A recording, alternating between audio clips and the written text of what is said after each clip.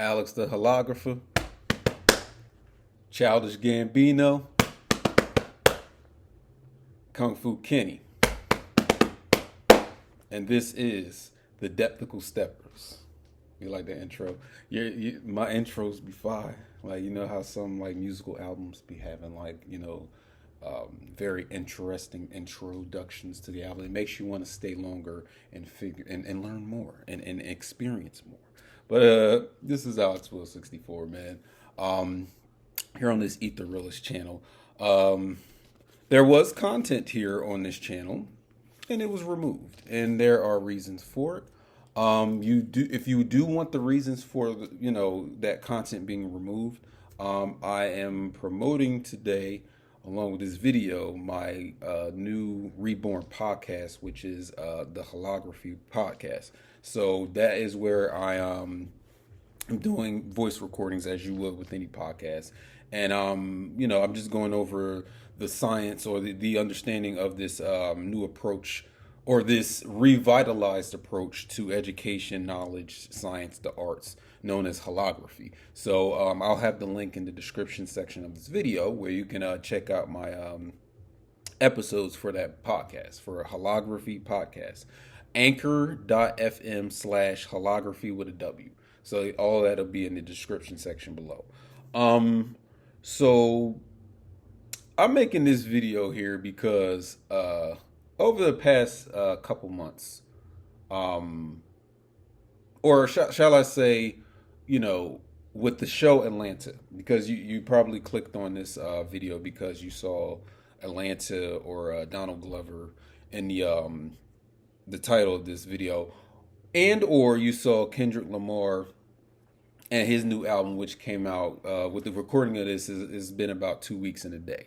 So over the course of the Atlanta season 3 premiering in March 24th, 2022. So from March, April, May, so that's about 3 months, and then with the releasing of Kendrick Lamar's album, Mr. Morale and the Big Steppers.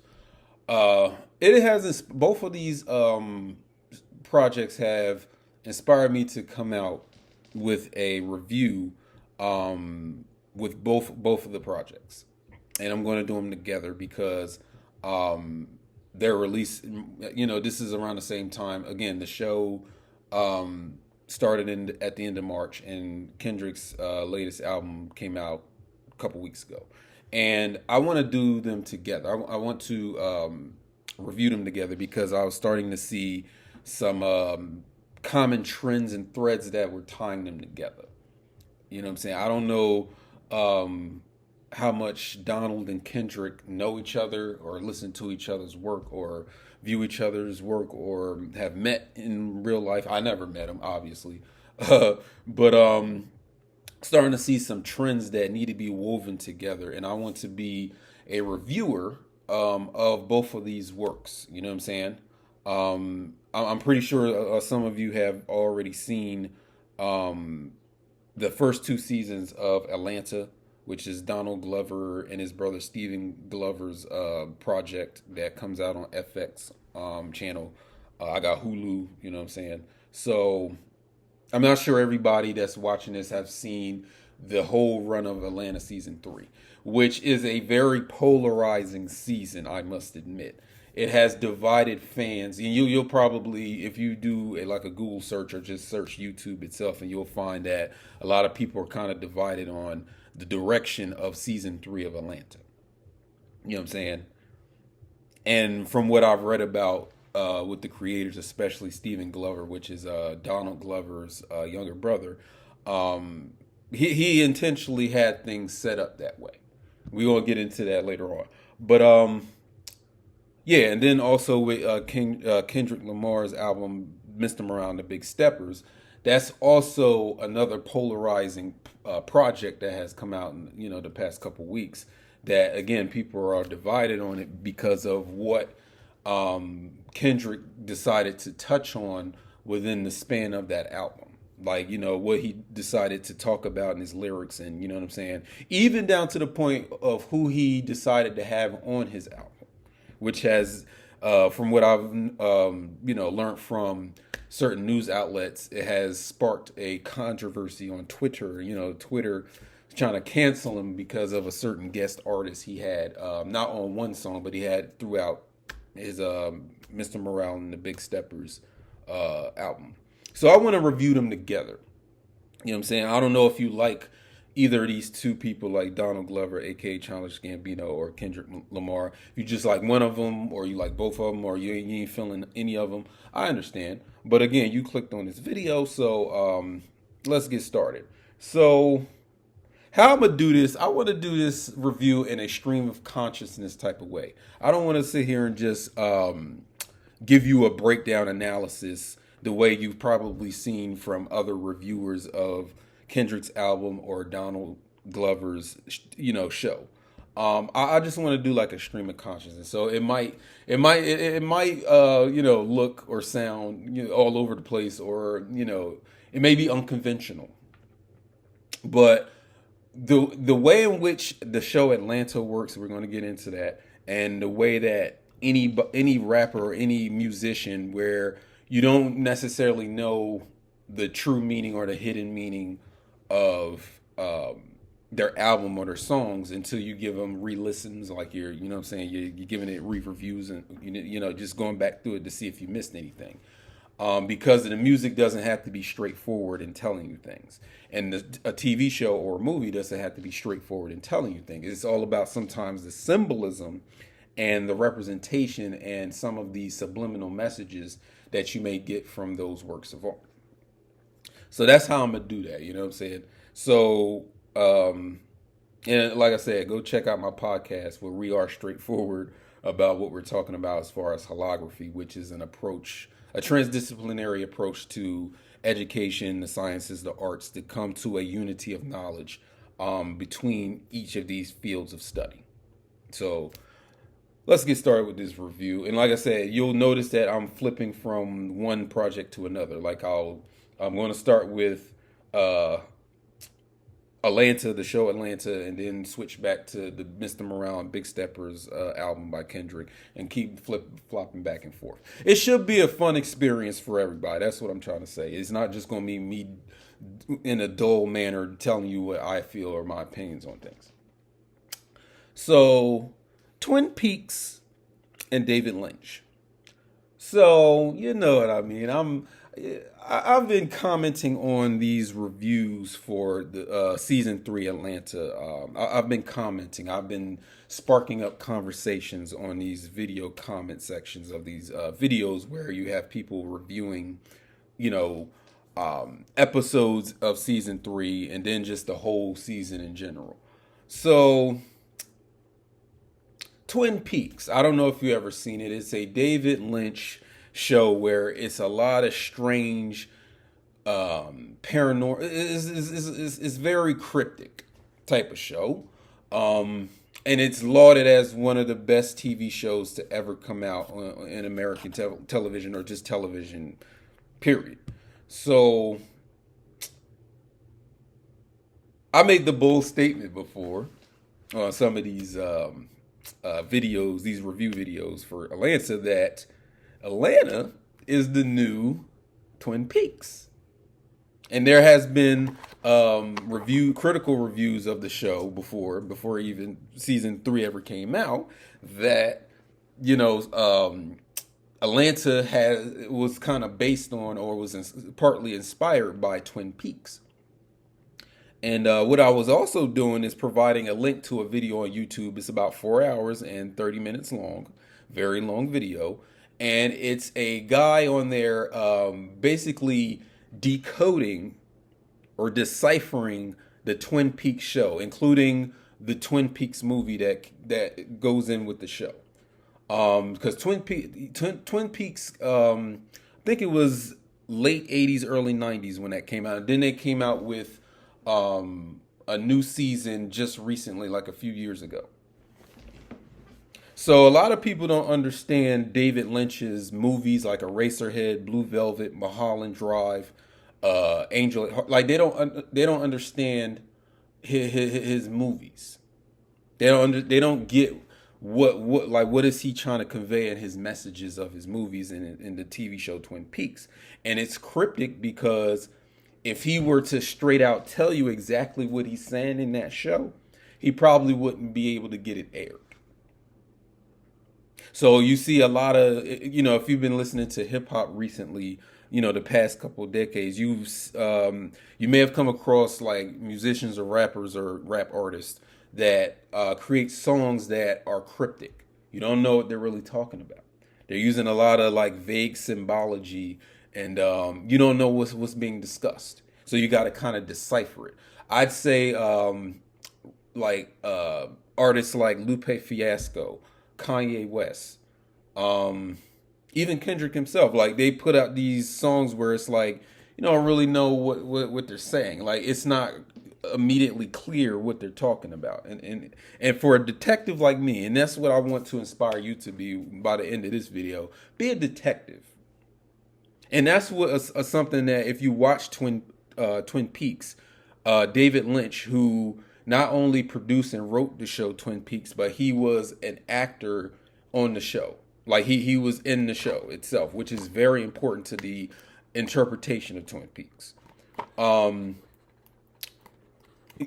this cryptic language that he's trying to get across, he would never be able to do that if he straight up told you what it meant. Because he wants you to become a detective. In fact, his role on the TV show Twin Peaks is him being a detective. He's a literal, like his character is a literal detective. Because the point of the show is for you to become a detective. It's not going to hit you exactly what it is your first few times watching it. You have to detect. You have to go on a mission to find out the clues being placed in front of your face, to find out what he's exactly trying to tell you. What's the subtext? And him in his own TV show is trying to point you to what you should be studying or what you should be looking at in order to decipher the puzzle being presented to you as a TV show. So if you go and I'm gonna make sure I put the link in the description of this where some guy out there in YouTube land, he deciphers the whole show with the movie intact. He deciphers it. And there's no way you can deny his decoding of that Twin Peaks show. There's no way you can do it. I was impressed by this guy's detective work. I would love to get up to that guy's level in detective work. You know what I'm saying? If I'm not already there by now. Because that was excellent. Because also what David Lynch does is that he also intentionally does not want you to figure out what he's trying to say. It's like a duality. He wants you to figure it out, but he doesn't want you to figure it out. You gotta start dealing with paradoxes and dualities and things that are confused. Because for anyone that knows me, they know that I deal with etymology. Confusion is basically the words con and fusion, which con means together, and fusion obviously means to fuse or merge something together. So confusion in its original sense just simply means you are merging two or more things together. And then over time, it became something that was along the lines of you not understanding something, or you're just not one way about something. And you don't have to be one way about anything. That's what confusion literally means in its etymological sense. Do we always have to figure out these things that we see on TV? Like everybody's always looking for a conclusive ending for things. And they don't allow it to be left up to interpretation. You know what I'm saying? But the thing about this guy's review on YouTube about the Twin Peaks show is the fact that he figures out that that's exactly what David Lynch, the director and creator of Twin Peaks, wants to convey to you is that why do we always have to come to a conclusion about something? Why can't it just be open-ended? Why do we always have to define? Why can't it just be some open to interpretation? You see what I'm saying? So getting to what we're talking about here at Atlanta, especially even going back to the first season, we was dealing with a lot of weird, surrealist, dream-like sequences dealing with that show, even back in season 1. We was dealing with that. You know what I'm saying? And a lot of the reason why season 3 of Atlanta that came out this year, 2022, people don't really. There's half people that don't like this third season because it was all over the place to them. Like you had episodes within that season that had on the surface had nothing to do with the main narrative of the main characters. Like you have Ern, who was played by Donald Glover. You have Al, who's played by Brian Tyree Henry. You got Darius, played by Lakeith Stanfield, and you got Van or Vanessa, who's played by Zazie Beetz. So there are like 5 episodes within that 10 episode run of season 3 that those episodes are one off. Like they have no connection on the surface to the other 5 episodes that deal with the 4 characters of the main cast. So you have you have episodes like Rich Wigger, Poor Wigger. You have episodes like Trini to the Bone. These episodes don't have really the main characters in them. Like it's almost as like the episode is like a movie unto itself, or it could have been from another show, which is probably what the meaning of the Atlanta episode 3 was probably all about. Like them taking from shows. Because if you go on Hulu and you see the episode description for each episode, it's this person reviewing the show, and within the text he or she is saying that Atlanta itself is stealing from other shows, which I found that real interesting. Like, why would someone who created Atlanta is admitting that they stole this from another show? And we're gonna get into that a little later on. But definitely, what I wanted to say about the whole David Lynch thing is, y'all need to start being more of a detective. Start being more of a detective. Start really like trying to figure this stuff out. Because that's what keeps you with a work of art. Because of the fact that it can go any different. It can go multiple ways. You can interpret it this way. You can interpret it that way. You can interpret it the other way. It's so many different interpretations. But how do we know which one is the most accurate and the best one that you got? Give it a chance. You know what I'm saying? Because I don't know if I liked the season 3 of Atlanta at first. Because I didn't understand why they were putting in these episodes that were kind of one-off and didn't, on the surface, relate to, the main narrative of Atlanta, which we're dealing with the 4 main characters. But, did it make sense by the time I got to the 10th episode of that season? We're going to get into that. But definitely, like I said, be a detective. You know what I'm saying? Don't take things at surface value. What's the subtext? The nuances. Look at the entire scene. Is there some sort of secret in there or some sort of clue up in it? Like, do that. Expand your mind. Expand your horizons. Don't take things at surface value. That's all. I can't please everybody. I can't please everybody. Love gonna get you killed. I can't please everybody. You would know the song if you listen to Kendrick Lamar's album. That's the song. What's the song called? Crown. You know what I'm saying? Crown. So, and I really relate to that song. And we're just gonna, like I said, we're gonna bounce from Atlanta to Mr. Morale, the Big Steppers, and do songs all out of order. But Crown was so relatable because you can't please everybody. You know what I'm saying? You can't please. I can't please you all the time. And if you're expecting me to please you every single second of the day or every time I put something out, I mean, you're going to be infinitely disappointed. I can't please everybody. It's one of the reasons why I got off of social media because I just couldn't please everybody. You know what I'm saying? And you're not about to pressure me into pleasing everybody. Even if you like me or even if you rock with me with whatever I'm talking about, like the Wholography, which is now available on my podcast, there's going to be certain things that are going to be said that you might not agree with. It might not resonate with you. It might not be something that you're going to accept within your understanding of things, and that's cool. You don't have to go by everything I say, because I can't please everybody. Love gon' get you killed. And then it's like, when you make yourself available to so many people and so many audience members and fans and stands, it's like, every single one of them can have what they expect you to do or what they want you to provide for them. And one of the themes I'm getting from Mr. Morale, the Big Steppers, is that, Kendrick is like, I'm gonna do my own thing now. Like, yeah, I can make an album with bangers. I can sit here and make radio hits. I can sit here and just make straight West Coast funk or trap beats for the rap for you to bump in your car. But nah, that's not where I am. I'm not there right now. You know what I'm saying? I'm doing this for me.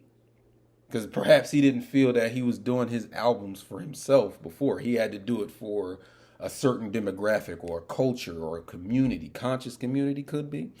He felt, I guess he felt pressured by them to always be the perfect spokesperson or politician or representative for that group. And in this album, I'm like throughout a lot of songs where I'm feeling that, I'm seeing that he's a person that's like, nah, I don't want that pressure anymore. Because I may not be what you think I am. I may not be what you expect me to be. What you're looking at me as. You're looking up to me, but am I the person to be looked up to? It's a very vulnerable album. It's very, very vulnerable. Very honest and open. And it's like, what if I'm no different from you? Hell yeah, I can make $1 million or, be packing out shows from here to Copenhagen. You get the reference, you'll know which song I'm talking about. But am I any different from you? There's lyrics on here where he's saying that there's millionaires that are lonely. They got all that money, but they're lonely. They're emotionally distraught. All that money, though. The thing you and I, will do questionable things to obtain, or slave all week to obtain, or looking for shortcuts to get that. But then you deal with people who have it and they're not even happy. They're emotionally distraught. They have pains and stuff just like you. They just have the money to, perhaps you only have $50 to do something to alleviate your pain, and they have 50,000 or $1,000,000 in spending to accommodate their detrimental emotional state. I can't please everybody. Love gonna get you killed. What'd he say? One lyric, he was like, the favors stop when the favors start when the favors begin. You can't say no, or something like that, where it's like a cycle of, I done a favor, but now I got to keep doing you favors. You know what I'm saying? I got to keep accommodating and pleasing you. It's never enough. You know what I'm saying? And then the lyric where he's talking about heavy is the head that chose to wear the crown in that song Crown. That's where we get the title from. It's like, yeah, you chose, perhaps that may be of his own making, where he probably put himself or try to put himself in that position to be leader of a community or a movement. You know what I'm saying? And it was too much for him to handle. To whom much is given, much is tested, or much is, expected out of you. So that could be pressure. That can stress people out. Because you can't please everybody. Yeah, we had 20, almost 25 minutes. I probably haven't pleased you yet. You're probably about to turn this off. And it's okay. Because there's some people that are going to watch this all the way through. Some people just want to see that I came back on the YouTube. They just want to see, they want to be nosy. Yeah, that's cool. You can be nosy. That's cool. Accept the responses. Everybody's not going to flock to everything you make. They're not going to love everything you do. They're not even going to love you at all based on what you look like. Not even getting into, what you're trying to say, or what you're kind of trying to convey or express. It's just the fact of what you look like, the name you have. You know what I'm saying? Wow. And then one of my favorite lyrics in that song "Crown" on the Big Stepper album by Kendrick is the whole thing about love changes with the seasons. Hmm. What I've learned, love will change with the seasons. Hey, I can't please everybody. I can't please everybody. Had a swing to it. Love go get you killed. Thought a new car would help. I can't please everybody. And that's my anthem right now. You know what I'm saying? That's definitely my anthem. That's my anthem, y'all. That's if I was a wrestler, my theme song, like when I come out to go to the ring, and what I'm saying, I'm waving at all the fans and doing whatever, my song should be "Crown," because I can't please everybody. Love is indeed conditional in that sense. You know what I'm saying? Soon as you could do something 100 times for a person, but that one time where you cannot do it or you're not willing, all the other 100 things you done did go out the window. It's like they get amnesia. You know what I'm saying? I fully understood that song. You know what I'm saying? You got a different interpretation, please put it in the comments. But he was pretty straightforward with that. And I love that he put that on there. Like, it was no beat. It was just a piano. There's a lot of piano on this album. So that's how it's like, it has a classical feel. And then it's also like a maturity. You know what I'm saying? Just even with the album cover, like there's a maturity to this guy. The Atlanta Cinematic Universe, the ACU. Atlanta Cinematic Universe. Very interesting because 3 of the main actors from the show Atlanta have been in some sort of comic book film that is a part of a cinematic universe in cinema. You know what I'm saying? Or in the movies, Hollywood. So you have Donald Glover. He was in one of the Spider-Man movies, the Andrew Garfield one. Because he was supposed to be, he always wanted to play Spider-Man, but I guess they ain't never let him play. But he made a cameo in one of those movies.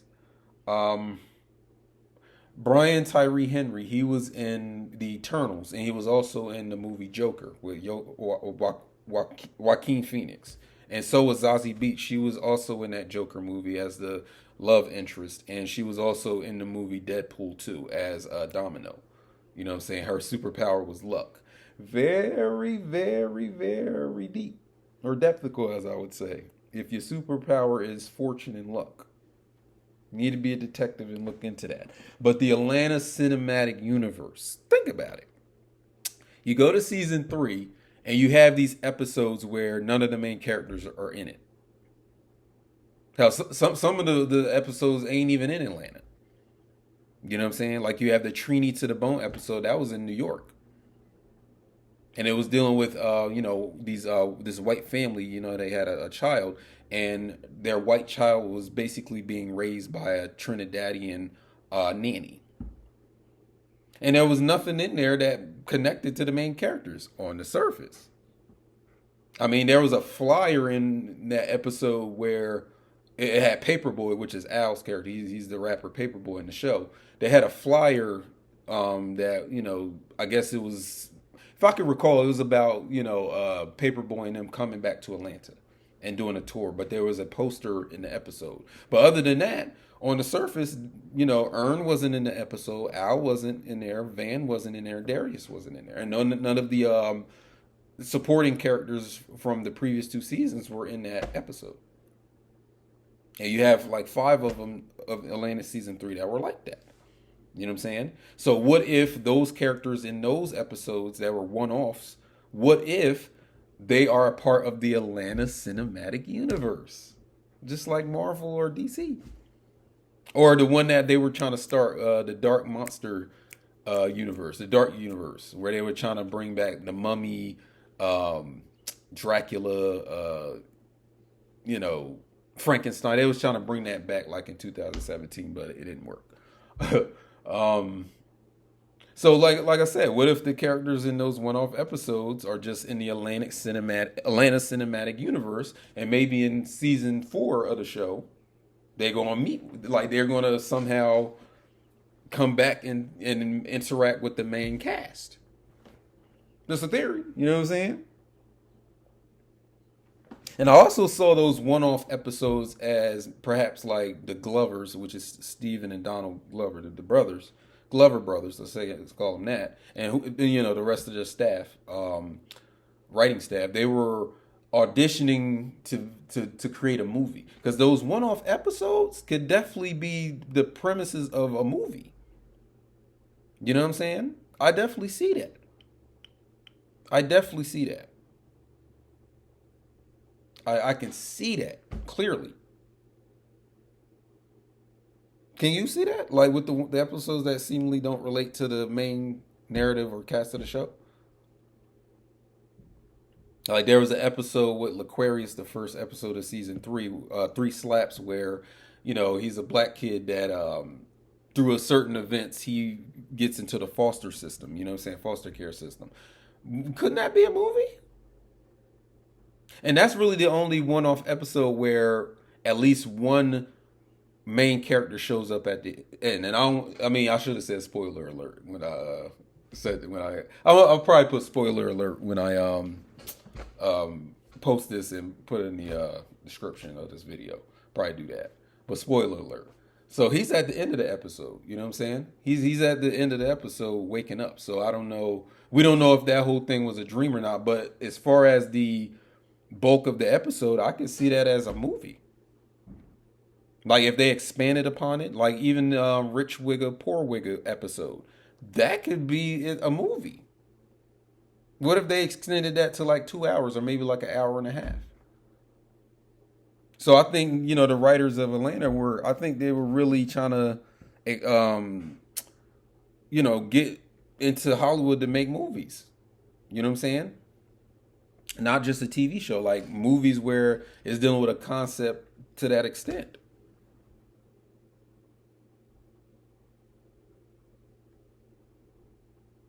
And then it's like if we get to season 4 of Atlanta, where there'd be like a Thanos-level threat, because that's what they kind of did with the MCU, the Marvel Cinematic Universe. Like all the episodes all culminated to them, going up against the big bad Thanos or whatever. So I wonder if there's going to be like a cataclysmic event to happen in season 4. You know what I mean?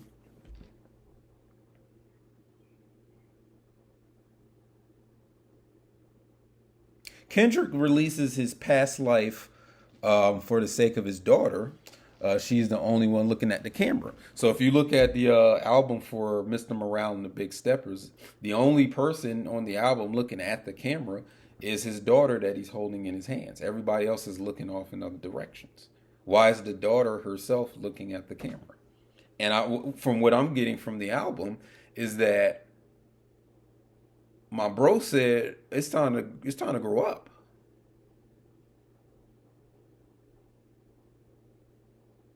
It's time to, because I have kids now, because he didn't really, I don't know if he had kids on the other, by the time his other albums came out. I think he may have had his children after the Damn album came out in 2017, and then after that he had his children. So I'm seeing a big difference between those albums and now. That, yeah, he was definitely being woke or conscious on those earlier albums, but in this one is where it's like, you can be woke and conscious on the surface, but that doesn't mean you have healed or have overcome some of the traumas or some of the detrimental behaviors that you have been conditioned into by your environment, by the people in your environment, or just you being in your position in life. So I think with this Mr. Morale Big Steppers is Kendrick releasing things so that he can go on to be the father that he needs to be to his children, and most importantly his daughter, because again Kendrick is dealing with women throughout this whole album. He's dealing with women. He's dealing with his mother. He's dealing with his wife.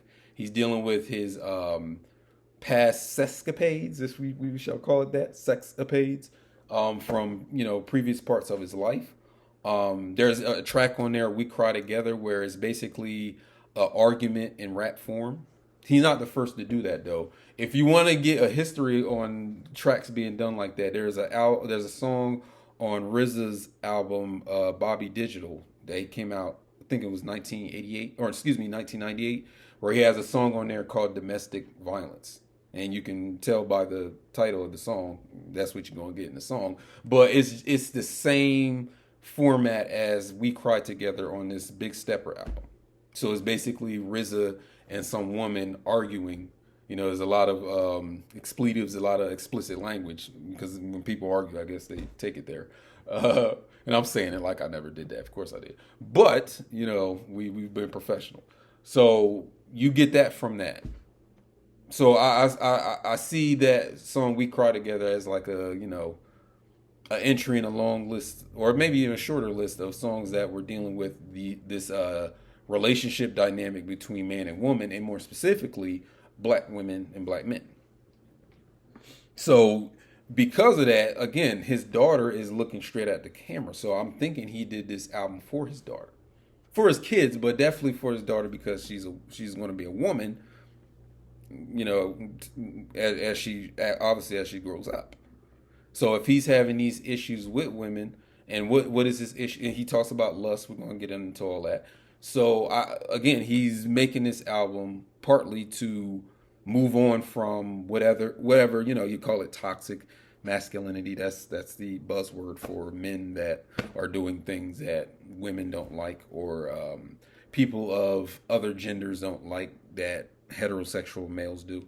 They call it toxic masculinity. He's definitely going through a release of that, like a therapeutical release, for the sake of his daughter, and that is commendable. You know what I'm saying? It's very commendable, because we whether or not you are conscious of it, you are always passing something down to your children. Obviously, first and foremost is genetics. Because when we say legacy and inheritance, we often want to think about money or material objects or some sort of business that we could pass down. But, even if you never got that from your parents, you definitely got their genetics. That is part of the legacy. That is part of what you inherited from them. But you, as a person that is supposed to be, and I'm not saying this about you who's viewing this right now, but if you are a person that is supposed to be knowledgeable and you're a little wiser and you're dealing with consciousness and wokeness and all that stuff, it is really your personal responsibility and accountability to deal with what you inherited. And if what you inherited is causing a problem for you and causing a problem for the people around you, because not all inheritance is good or bad. You know what I'm saying? You're probably getting things that are beneficial and detrimental being passed down from your parents. You know what I'm saying? So with Kendrick, not even just what he got from his parents, but just the environment he was raised up in. This is not just your parents that can pass something down or traumatize you or affect you in some way when you was a little kid. You know what I'm saying? It's the environment around you. It's other family members. It's friends. It's other people in the neighborhood. So his willingness to, shed that for the sake of his children, mainly his daughter, is definitely a recurring theme throughout this album. Now, this Eckhart Tolle, this new age guy dealing with consciousness and dealing with spirituality, and he's on this album, and he comes after. There is a dialogue on the album where I think Kendrick is speaking with his wife Whitney, where I think it's her, where she says, "You really need some therapy," and he denies it at first. He rejects the idea of going to therapy, and then throughout the album, Eckhart Tolle shows up. You know what I'm saying? This spiritualist, this guru, known for his self-help books to get people understanding about ego death and pain bodies and, this higher form of knowledge. So he appears, and I'm seeing him, obviously, if you haven't already figured it out, he is acting in this album play, we can call it that, this theatrical album play, as Kendrick's therapist. He's the therapist on this album. So one of the things he says in I think at the end of the song Mr. Morale, because the song Mr. Morale is on that. Yeah. So towards the end of that, Eckhart Tolle appears and he talks about how people have a pain body or pain bodies. We're going to get into that. That are feeding on your feelings and your unhappiness. So you have these entities or these constructs, these complexes within you that feed on your unhappiness, according to him. Now, I've dealt with this before, especially if you know about my emotional baggage claim or inner work suite course that I have. And I'll put the link for that in the description section of this video, where I have a whole course where online course where you deal with your emotional baggage. And that emotional baggage is mostly made up of these complexes called schemas, which shape your perspective and your behavior, and they arise from the traumatic, not always traumatic, but definitely the ones we need to be dealing with right away is the ones that arise from the traumatic experiences we have dealt with as children and grown older. So each time there was a trauma, your mind created a pain body or the schema to help you navigate or process or store away this experience because it may have been too intense or too traumatizing for you. You know what I'm saying? So that's what that pain body is. And I do make mention of pain body in that course. So check the course out. You know what I'm saying? If you're a person that wants to finally deal with your emotional baggage and deal with, some of these negative or detrimental behaviors or these thoughts that are causing toxicity, check my course out. You know what I'm saying? Come with workbooks where you can, print the workbooks out and use them to help you do the coursework in the course. So like I said, Kendrick is addressing his traumas on this album. And what I got from this, and I seen Rory and Mal's podcast. Rory and Mal. Which is it Mal? Yeah, Mal said what I had already figured out. This album is very 444-esque. I'm getting a lot of 444 vibes. 444 was an album released by Jay-Z back in like 2017, I think. Yeah, 2017. It was his 444 album. And on that album, Jay-Z confessed to cheating on his wife, Beyonce, and, addressing issues that led him to be that going into infidelity, or his problems with his emotions, like not expressing himself or not being able to express himself as a man, and growing up in the environment he grew up in where feelings weren't valued from him as a man. You was always told to toughen up, stop crying before I beat you or before I slap. You know what I'm saying? Because it was seen as a form of weakness that you were crying or that you were emoting or having feelings. And how that kind of it led him to being a person that cheated on his wife a lot. You know what I mean? It's like, how you gonna cheat on Beyonce? You gonna cheat on Beyonce? Who would cheat on Beyonce? But he did, and he confessed that on his album. And just like 444, Kendrick does this on Mr. Morale and the Big Steppers. So I know he was inspired by Jay-Z's album. I know he was. You know what I'm saying? He had to be. Like, you're confessing this thing about, what's ailing you, and it's creating negative relationship with your children or your wife or your significant other. You know what I'm saying? And then in general, just trying to open up the conversation about men dealing with their feelings. And in this case, more specifically, black men dealing with their feelings and their emotions. And not bottling them up or not feeling like you are less than a man because you are addressing your emotions. Because those pain bodies that the Eckhart Tolle guy is talking about, and then just me dealing, having a whole course about schemas and all of that. These schemas or pain bodies are the root cause of your behavior. or not the root. They are the engines, so to speak, of your behavior. You know what I'm saying? The entire show of Atlanta is surreal. Surrealism is where you're dealing with a form of experience that is beyond the constructs of reality and the rules of physics or the rules of everyday life in the normal world. And a lot of people, when dealing with the show Atlanta, you know what I'm saying, they like pulling up this video by Wisecrack dealing with Afro surrealism. Or was it Wisecrack? It was one of those channels where they do like video essays and stuff. I think it was that, right?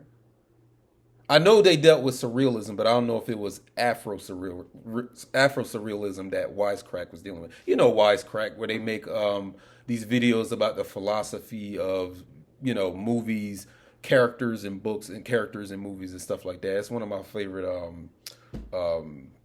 channels on YouTube, actually. So it's surrealism. But when we get to season 3 of Atlanta, surrealism on steroids. Oh, the surrealism is on steroids. But there was a lot of people acting like they didn't like the surrealism in season 3, or they were acting like, you know, Atlanta was kind of going all off the rails of what they were doing in the first 2 seasons. But you got to understand, in the first season, they were dealing with an invisible car. A car that is invisible. In one of those episodes, there's a few people, you know, outside of the club at night, and they get ran over by an invisible car. And they even got it where there's a guy in the car, you know, seated like as if he's in an actual, like, you know what I'm saying? Like how you sit in a car, but the car is not there. But he ran over some people with the invisible car. He even had pictures on his Instagram, taking pictures with the invisible car, like linked up against nothing. But the car is supposed to be invisible. So that's surrealism. And being as though it was outside of a club, you know, packed by mostly African American or black people, let me just say black people, that's Afro surrealism, I would say. So what makes it so different when we get all the way to season 3 and you seeing all these weird and strange things happening in these episodes? Not even just the one-off episodes, but also in the episodes with Ern, Van, Al, and Darius. So what makes the season 3 so different? I will say again, season 3 is Afro surrealism on steroids. And for those of you that don't understand the figure of speech there, it's where if someone says something is on steroids, that means it's taken to an extreme level. So they definitely amped up on the surrealism in this season 3. And for me now, I love every single minute of it. I didn't understand it at first. And that was by intent. They ain't want you to understand it at first. Because it's going back to the whole thing of Twin Peaks and David Lynch. Learn to be a detective. There's a reason why these things are here. It is up to you, the viewer, to figure out why they're there. And stop going off of what you see on the surface all the time. Learn to dig a little bit more depthically. You know what I'm saying? Be a mental or a psychological archaeologist and unpack this stuff. You know what I'm saying? But again, you don't have to like it. It's all good. You know what I'm saying? But understanding that, you know, season 1 had the invisible car.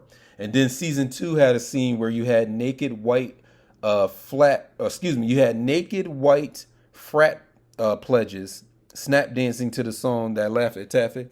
You know the scene, the episode where Ern, Al and Darius and Tracy, you know, say they got to bring Tracy back to Atlanta.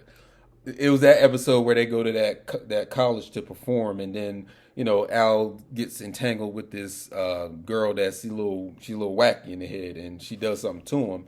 And then they, you know, the night has them wind up at this fraternity, this white fraternity, and one of the deans, or I guess the heads of the frat, they had these white boys with the bags over their head, and they was completely naked all the way down. So their penis was showing. And then he had them do the snap dance while they was naked with the bag on it. That's surreal. Tell me that ain't wild. And this was in season 2. So when we get to season 3, why all the fuss? The show was surreal in every season and almost in every episode. So why the complaints? I love it now.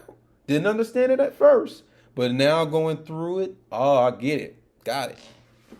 And a lot of people were making the criticism that Atlanta season 3 was it wasn't in tune with the previous 2 seasons. Yes, it was. What are you talking about? What are you talking about? Of course it was. It just doesn't seem like that on the surface. You're looking at these one-off episodes and you're thinking they don't tie back into the major themes of the entire show. The major plot of those other 5 episodes that, I'm saying, deal with Earn and them, and then the previous 2 seasons. I'd say it ties all together, quite well. You know what I'm saying? And the fact that Earn wakes up from a dream at the end of the season 3 episode 1 episode, I'm like, It kind of gives you, with that scene with him waking up, what I got from that is they're making an establishment that, or a declaration that this season and this show as a whole is operating on dream logic. So not so much in the first seasons, but it was there. You got invisible cars. You know what I'm saying? And also what I think what season 3 is also really touching on is if you go back to season 1 and they had the BAN episode, Black, what was it, Black American Network or something like that? I guess it was supposed to be like a parody of BET. And they had these different segments in that one episode. Like they had these fake commercials. They had the animated commercial that was dealing with police brutality. They had Al on this public access show talking about rap lyrics and, dealing with LGBTQ issues and the lyrics and stuff like that. But I'm like, I think they took the idea of that episode and expanded upon that idea in season 3. So again, no, you can't sit here and say like, or maybe you can say that, but I would have to disagree with you if you're saying there was no precedence or no foundation for what season 3 is. It is surrealism on steroids, but there are roots of that in previous 2 seasons. Let's be real now. Come on now. And the fact, again, Earn waking up from a dream in that season 3, episode 1, it was the establishment that this show operates on dream logic. So what I was telling people when I was like, leaving comments under people's reviews of this season or those episodes in episode 3 for Atlanta, I was telling them, if you can recall your maybe 5 or 10 dreams you've had over the course of your life that were crazy dreams. They was wild. They was unbelievable. Like it was strange, weird, paranormal. It didn't make sense. Now imagine you taking each of those dreams and creating a TV show out of those 10 or 5 dreams. You got Atlanta. There's Atlanta right there. They operate on dream logic in this show. So if you are not a fan of dream logic, or you don't know how to interpret dreams, or you don't know how to deal with that type of surrealism, I can understand why you won't like it. But for me, who does deal with dreams, I have my dream genome thesis and all that, I appreciate that. So see you in my nightmares, but you also can sign up for my dream genome interpretation course, and I'll put the website in there, where I help you interpret your dreams from a level or a understanding that I have developed. And I really think that it's going to take off because it's a universal interpretation. It's not just dealing with if you're Christian or if you're black or if you're Jewish or if you're white. It doesn't deal with all that. It deals with a more universal language, because obviously everybody isn't Christian, everybody isn't Muslim, everybody isn't white. Everybody doesn't subscribe to Carl Jung's interpretations of things. So I deal with a more universal approach to the understanding of dreams. Check me out. I've counseled people. I have a student now. I'm doing it now.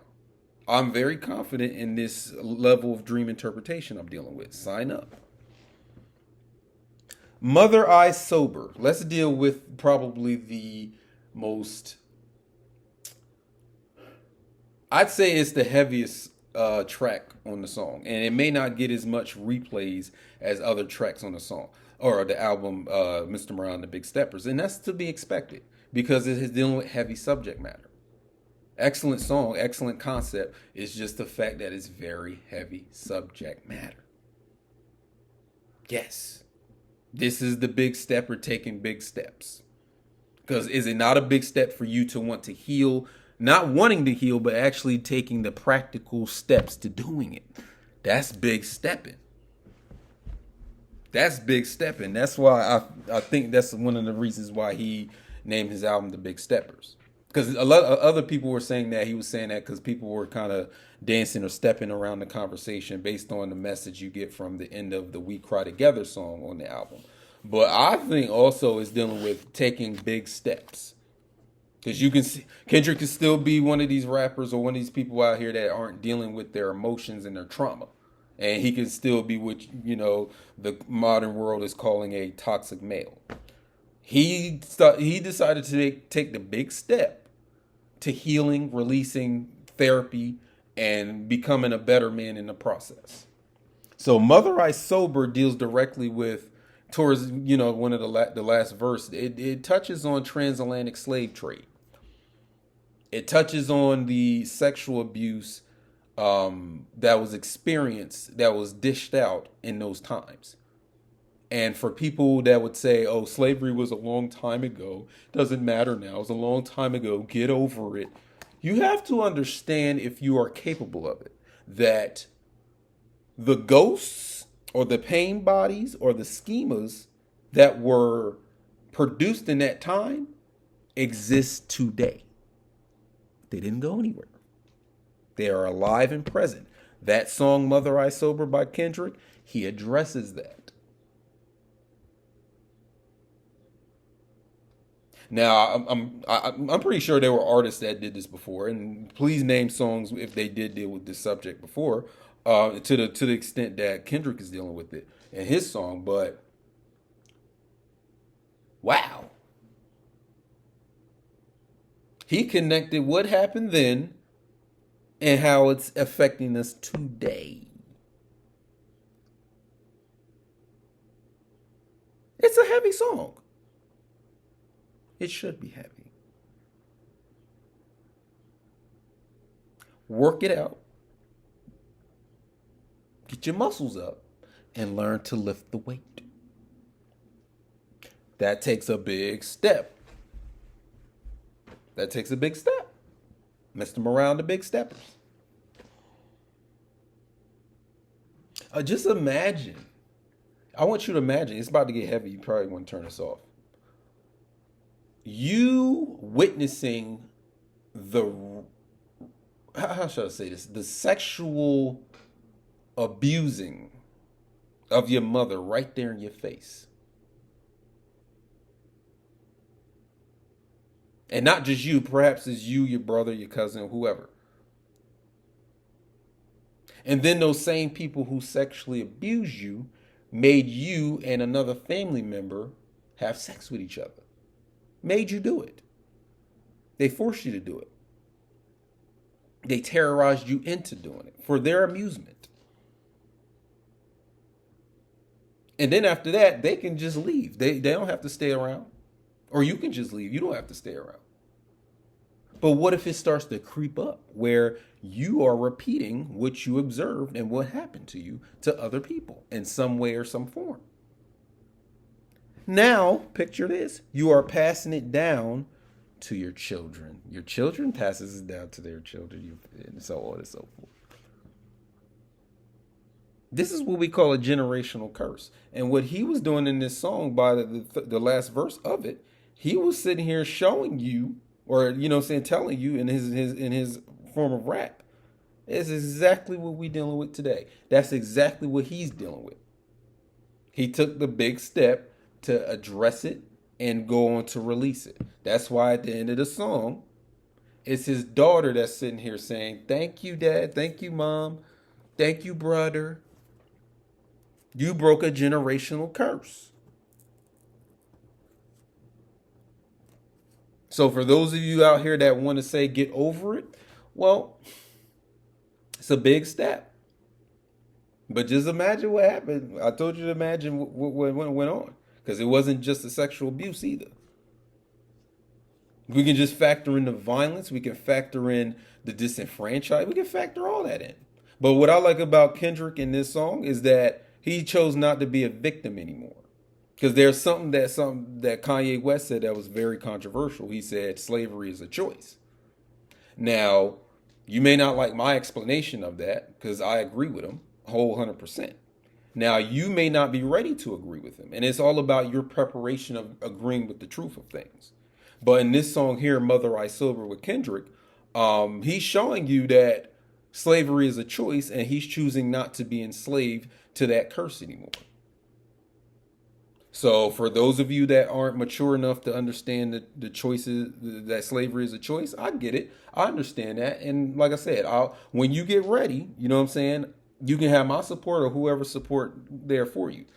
But understand, there are those of us who have a more mature outlook to understand that slavery is indeed a choice. You may not agree. You may not get down with that. But again, he shows you that he made a choice not to be enslaved by it anymore. And I also, and also the thing with mental illness. I don't really use the term mental illness, or shall I say, I don't really deal with the psychiatric, psychotherapeutical approach to mental illness. And what I would rather say is spiritual sickness. Because there are people that are dealing with just dealing with things on that mental thinking level, but not dealing with the more spiritual understanding of the sicknesses that people may be harboring. You know what I'm saying? Or holding or keeping suppressed within themselves. That's why a lot of these therapists and stuff in psychotherapy, they're not really getting through to anybody. They're putting band-aids on the problem. They're not helping people overcome. They're not dealing with the true root of it. And then if I'm a black man and you're a white psychiatrist, how far do you think you can help me? Especially if you didn't, you don't have a generational curse of that nature where that type of abuse went on. Now, you could be of those people who actually did the abuse, because that would also be a problem. But like I said, generally, you can't help me. You can only give me surface level stuff. Now, when I saw this Eckhart Tolle guy on here, I mean, to an extent, he can help Kendrick. But there's the stuff that I've dealt with over the course of me dealing with spirituality, metaphysics, and supernat and all that type of stuff. He would get, from me and those people like me, he would get way more education and understanding on that than what an Eckhart Tolle can give him. But I love the approach and the effort and the big step of going in that direction. I will give him that. And then what's the woman name? She's from one of those. Was it Portishead? Her name was Beth. Hold on, I'm gonna get her name. What's her name? Hold on. Wait a minute.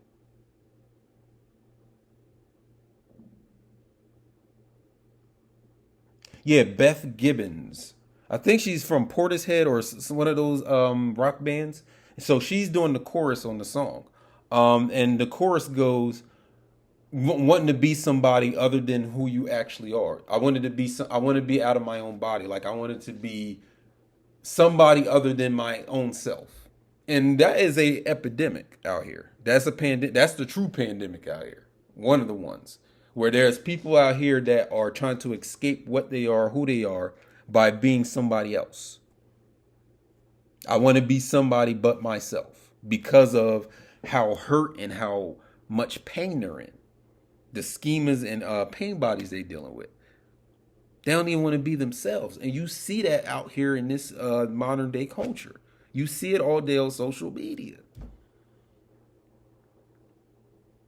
The surgeries, the injections, the denial of their skin tone. Like it's so much of that. Skin bleach, all that. It's in there.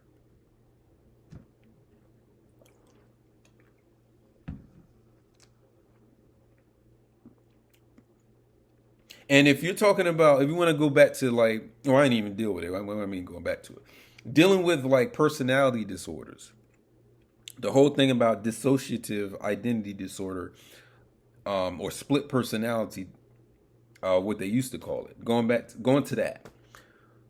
If the pain body takes over you, the schema takes over you like a possession, because we are dealing with spirits and curses. For those of you that are going to be all spooked out about that stuff. And then, Atlanta was definitely dealing with this idea of ghosts and spirits and stuff like that. What if that's exactly what DID is? But again, you wouldn't embrace that understanding because you're probably just stuck on some, what the American Psychiatric Association told you and their limitation on the understanding of the mind and everything. What if your pain body taking over you and influencing your behaviors is the actual disorder? Because then you wouldn't even be yourself, would you? You wouldn't be yourself. That pain body took over your body. So now you're dissociative to everything because it's this pain body in operation. I even kind of dealt with that idea and explored it in that show Moon Knight that came out on Disney Plus. Check it out. Paperboy's transmercurial representation of his mother, that Ava Gray area of the subconscious. That episode, the New Jazz with Paperboy Al, when him and Darius has him eat what's called a Nepalese space cake. Whoa, trippy, dude, trippy. Now I've never done any I've never done any of that. I never went into that realm. But from what we see Al experience in that episode, and that's season 3, episode 8, New Jazz. Wow.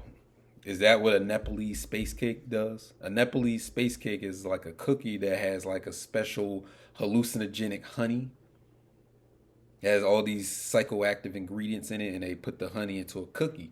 And he was out in Amsterdam with Ern and Darius. So him and Darius go on that Nepalese space cake adventure. And woo-wee. That's probably one of my favorite episodes because of the fact that, they put this loop in the episode. You gotta watch it.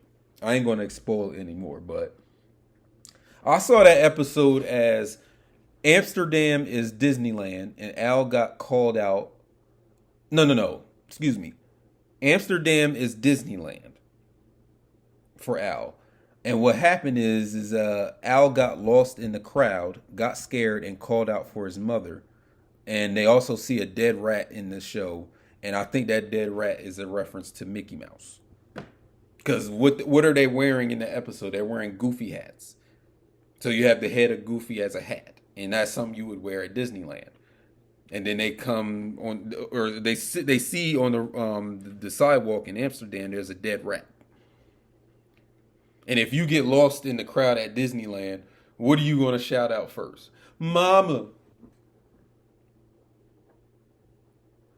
So the Joan, what's her name? Lorraine was, people are accepting this is Al's representation or a voice of his mother. Because they even connected back to one of the episodes in season 2 of Atlanta where Paperboy or Al, he gets lost in the Atlanta woods.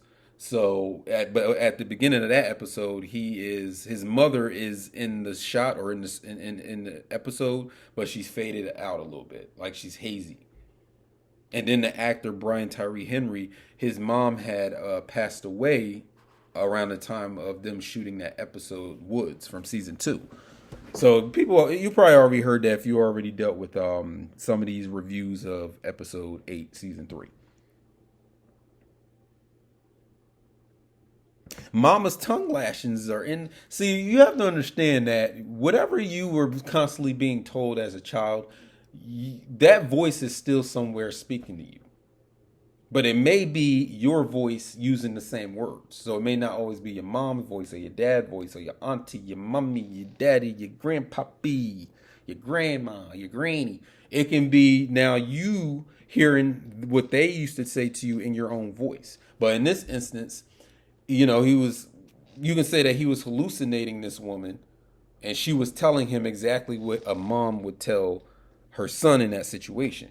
Your mom don't have to sugarcoat anything. Your mom is just, your father too. Like, they'll tell you straight up if people are taking advantage of you or whatever. And this is probably what Al is feeling from his, cousin Ern or his friend Darius, that they're taking advantage of him because he's a superstar rapper. And then you have the voice of his mother speaking back to him, but she's in the form of this transsexual woman. You know what I'm saying? I didn't know. I mean, her voice was a little different. I didn't know she was trans. I didn't know that in real life, like the actress Ava Gray. I didn't know that. But I wonder if that plays a part in the episode, though. Like, does that connect anything? Are we just supposed to see Ava in this episode as just a woman, or her transformation into a man has some sort of relevance of her being chosen for that role? You know what I'm saying? And one thing that I want to, me being a black man, obviously, or being identified as one, or recognized as one, black men being forced to face their mommy issues all over social media for being toxic males or for toxic masculinity, while women are slower to address their daddy issues. What's up with that? I see a campaign to get men to address their issues, but I don't see a strong enough campaign on the female side. Very vocal. He needs to deal with his mother issues, and he's abusive, and he doesn't want women to be rulers of society or in positions of power. She's the Kendrick even had a song, the We Cry Together song, where the Taylor Page, her lines, she addressed that. Like, she said, "You're the reason that women are underpaid, undervalued," stuff like that. But I'm like, okay, let's flip it. Let's flip it over. Let's do a 180. How come I don't hear a lot of that on the woman's side? Like, what are y'all doing? What y'all supposed to be doing too? Because it seems like it's just pointing the finger at what the man is doing, while the woman is not really getting the finger pointed at her. And then when somebody comes up, rises out of the ranks to kind of do that, they're villainizing. You know what I'm saying? They're looked at as the bad guy for pointing it out. Now, if you feel I'm wrong about this, because you probably saw some women actually addressing their issues and their daddy issues or whatever, then disregard what I just said. But I'm just saying, like, from what I'm seeing on the internet or when I get an article, I'm not on Twitter, but there's often these articles that deal with the trends of Twitter is, you know what I'm saying? And you see that. I see that on social media without even having to be on social media. No, you didn't hear me. I said I see these things on social media without even having to be on social media. Huh? I said I see it.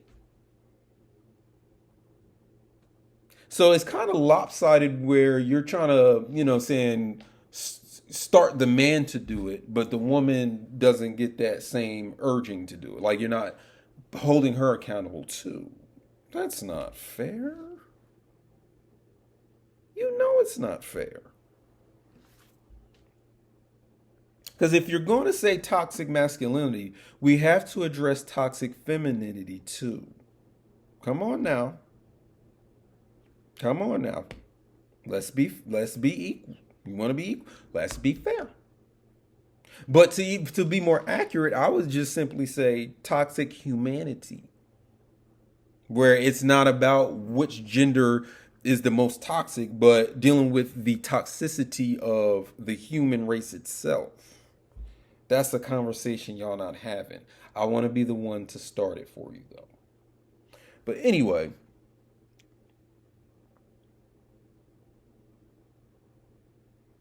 oh yeah, I have to address this. Alex Will 64 is not your savior. Bobby Hemmett showed you some truths about the occult and esoteric, but he is not your savior.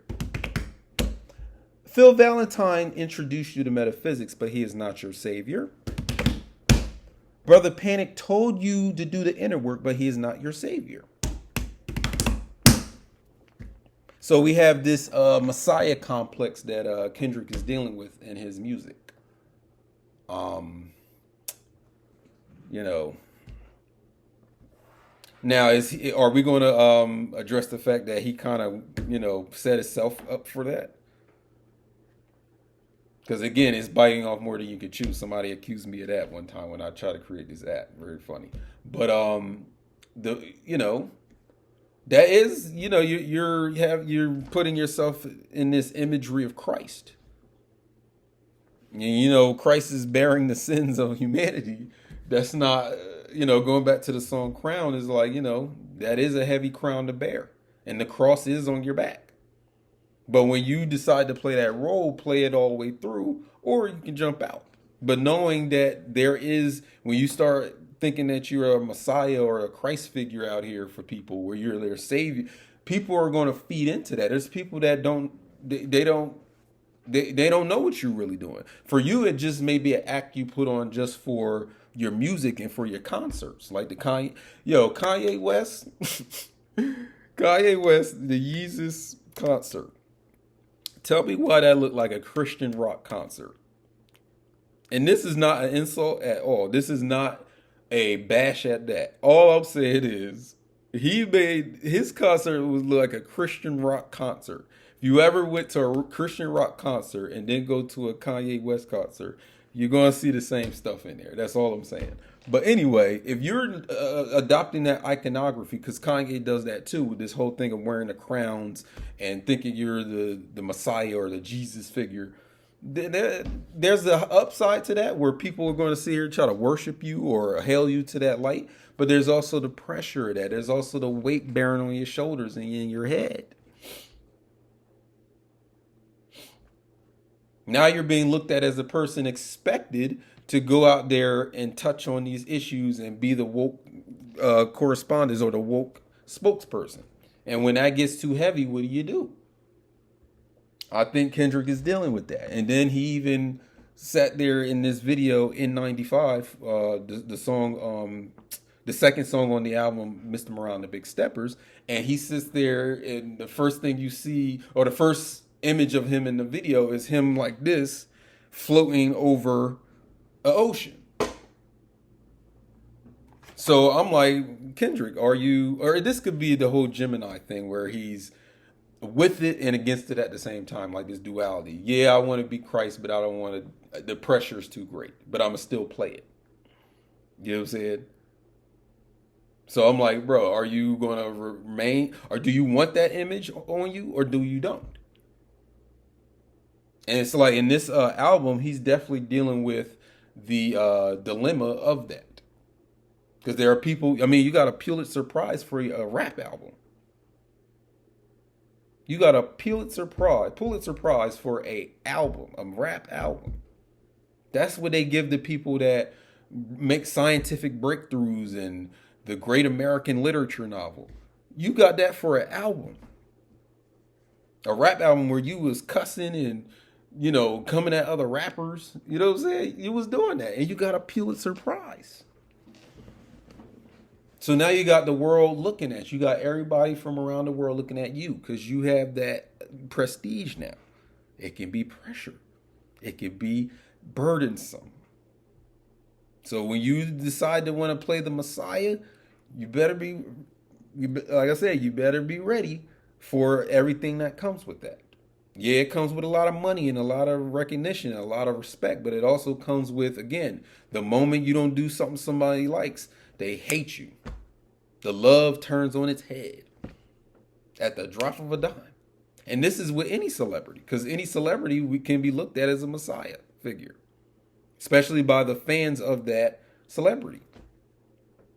And we're not getting into what the celebrity is actually doing, because, again, not all these celebrities are Christ-like. They're not doing a lot of Christ stuff. It's the fact that they have that fame where they have people who are modeling themselves after these celebrities and worshiping them in a sense. You know what I'm saying? So again, heavy is the head that wears the crown.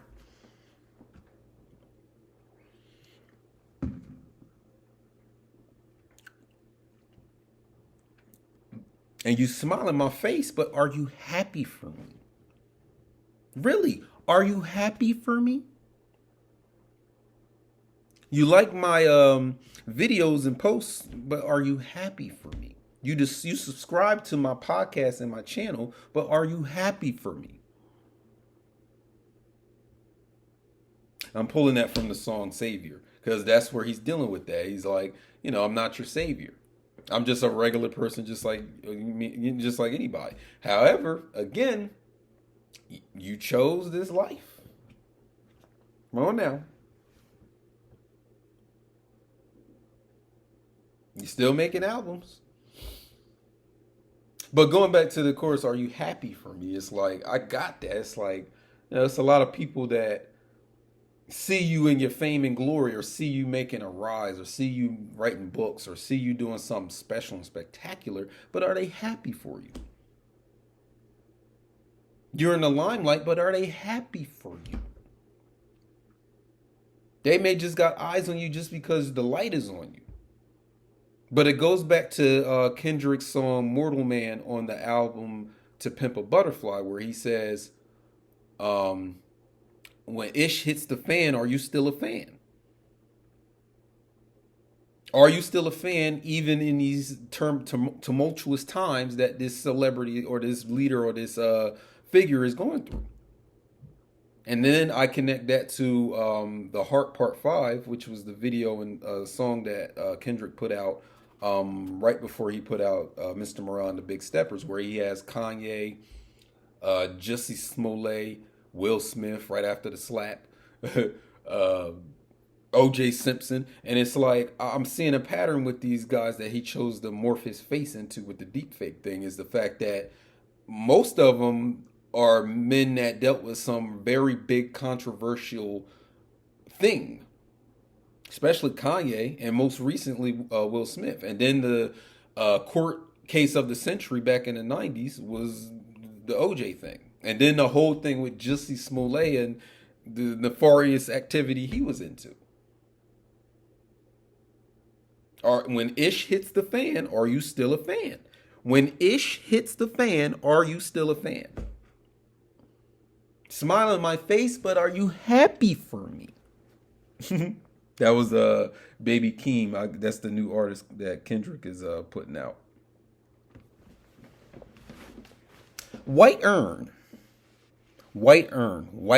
Marks. The white version of Ernest Marks in the show Atlanta, dealing with season 3. Is white actually right? Is white ice better than black ice? Do whites have it better than everybody else? Like in an actual sense. You know what I'm saying? Because the show is dealing with curses going both ways. And actually, I read an article on Stephen Glover, who, again, that's Donald Glover's younger brother. And he was voicing a lot of his directions, because a lot of the show's ideas comes from him. And that's the way Donald wanted it to be, because... And then the whole thing, and this is why I think Stephen Glover is represented in the show by Darius. The fact that in season 3, Darius now has this gold blonde hair. I don't know why dudes be rocking that. Because I think the first time I saw that was Demolition Man with Wesley Snipes. And then you see that in the movie Meteor Man, the Golden Lords. I don't know if these dudes is trying to be Golden Lords. You know what I'm saying? Where they do like this. And they got the little gold slinky. And they be... hunting Meteor Man and causing, crime in the neighborhood of DC. I don't know if they're they're in the Golden Lords gang. I don't know. But Stephen Glover rocks that gold blonde hair, and Darius rocks it in season 3. So I think Darius represents Steven. So whatever you think Darius is in that show, Steven is the main writer of this Atlanta show. You know what I'm saying? He's the main idea generator, according to the article that I read from Complex. And what he was also saying in this is that he wanted to, because season 2 was called Robbing Season, because they were dealing with the concept of getting robbed. So every episode deal with someone getting robbed of their time, their money, their drugs, or whatever they had. They got robbed. Robbing Season. Now, season 3, Steven is saying, for this season, they were dealing with the concept of whiteness as a curse. a curse that is affecting black people who go through the racist um, system of whites, but also could that also flip around and be a curse or a problem or a detriment for those people who are the creators and establishers of that system. So that's why a lot of that revolves around white people in these episodes. You know what I'm saying? Rich wigger, poor wigger, Trini to the bone. The big payback where, you know, the white guy had to pay reparations. He had to get money, like, what was it, like 15% taken from his check each week or each month? Something like that. Each week he got paid. He had to pay restitutions to this black family. So this thing always was dealing around with white. And then going back to White Earn, who was in the very first scene of the season 3, episode 1 episode, where him and the black guy are in the boat. Everything White Earn was saying in that boat was the summation of the whole season. Every episode after that, included the episode it was in, dealt with what he was talking about. Where he says that you never think that whiteness is a curse or a bad thing. Because it's, you know, dealing with privilege and, you know, everything revolving around white people, everything revolving around how they feel, what they think. You know what I'm saying? The movies are catered to them. You know what I'm saying? So is that a curse? Can it work both ways? Is it hurting them as much as it hurts us when they do the racist things and establish the racist institutions they establish and all that? That's what this whole season was dealing with. And it was the White Earn who said it. You know what I'm saying? He even goes deeper into the conversation in episode 4, you know, the big payback where the white guy had to pay restitutions because they put that into law now that, you know, if you were a descendant of slave masters or overseers, you now owe black people who are descendants of slaves money. You owe them restitution. So pay attention to what, if you're going to watch, if you already watched this season or if you're going to watch it, pay attention to what White Earn is talking about. And what I was also kind of posting on these videos that were reviewing this Atlanta season, you know what I'm saying? I was talking about how, especially the episode Rich Wigger, Poor Wigger, that it's a reality war where if there was a monetary and upward mobility incentive to be black, everyone would start acting black way more than they do when indulging in black culture, which is hip hop, jazz, ebonics, so on and so forth. And then there would be a panel to actually judge how black someone is, which you do see in that episode, reflecting how white other ethnicities have to act and speak just to be accepted into corporate America, prestigious schools, and wealthy neighborhoods across the country. So think code switching and W.E.D. Du Bois' concept of double consciousness. Like the fact that you got to sit here and act white as you possibly can or be accepted by them to advance up in this society, this American or Western world.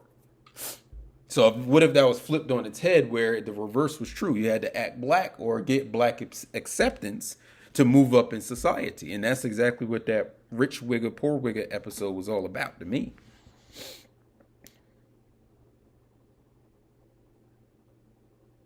I mean, if you think about it, we already have people that judge us on how colonized we are to determine how fit we are to be in their white corporate offices and, you know, in their country clubs or whatever, or in their neighborhoods.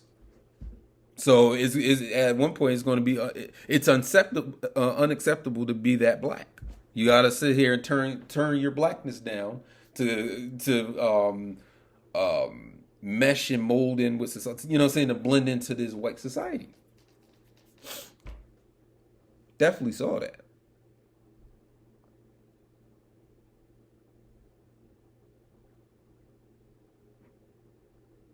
Taking big steps. Like I said before with Mr. Morale and the Big Steppers. Taking big grown man stomp with the big dog steps. You know what I'm saying? Confessing and healing and being an example for everyone to follow. That's a big step to take. You're taking a big step. Are you the example of morale and what is right?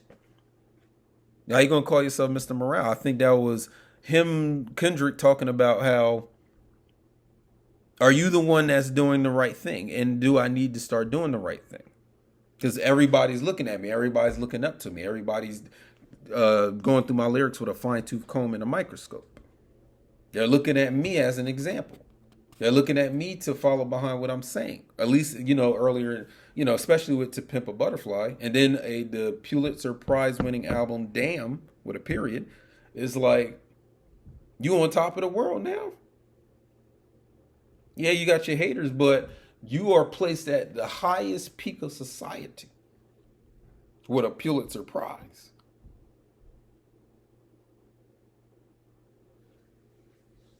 So are you the Mr. Morale? Are you the person that is the example of what is right? Should they be following behind you of how and getting right with themselves? And he explores that throughout this album. Mr. Morale, making the big step. Heavy is the head that wears the crown of righteousness. You know what I'm saying? So if you're supposed to be the picture of the person that is supposed to be right or supposed to be correct all the time, it's like, that can be pressure. Because he confesses on the song Worldwide Steppers of having sex with a white woman twice. Once when he was a teenager, and another time in Europe when, he was still married to his wife Whitney. So how can he be the picture of righteousness when he just did what he thinks is a foul act? And ain't no half stepping. You know what I'm saying? Ain't no half stepping when it's time for you to step up. Ain't no half stepping when it's time for you to step up. Because this is big steps. And again, going through this therapeutical session and dealing with the Eckhart Tolle and, listening to his wife about getting therapy and doing all of that and dealing with his pain body, releasing these demons or schemas from him so he can be a better father, a better family man. These are big steps, and you don't take half measures with that. Ain't no half stepping when you're stepping it up. Now, that may not be a message people want to hear. They just want to hear bangers they can put in their car or something they can exercise to at the gym. They don't even care about the message a lot of time. It's the beat for them or the hook. But in this case, my man was like, nah, we need to step it up. You know what I'm saying? And also kind of looked at historically of dealing with, well, before that, stepping with a huge cross on your back. So that's going back to the Messiah complex that Kendrick is dealing with on this album and previous albums. But, no, definitely this Mr. Morale and the Big Steppers. What else? Step dancing. That's a very popular activity, especially when I went to college. A lot of the Black letter Greek organizations or Black Greek letter organizations, the step show was a big thing. It was huge. And it was a competition to see who was going to win, which frat or sorority was going to win the step show. And there's history to that stepping. Like, we can get into the esotericism of that, but I don't want to deal with that in this video or whatever. But, there's a long history of stepping. Like each frat and sorority has their own step routine, And then the whole thing of tap dancing is a very African American or black, you want to call it, I ain't going to call it that, but black thing back in the past. What is this stepping? You know what I'm saying?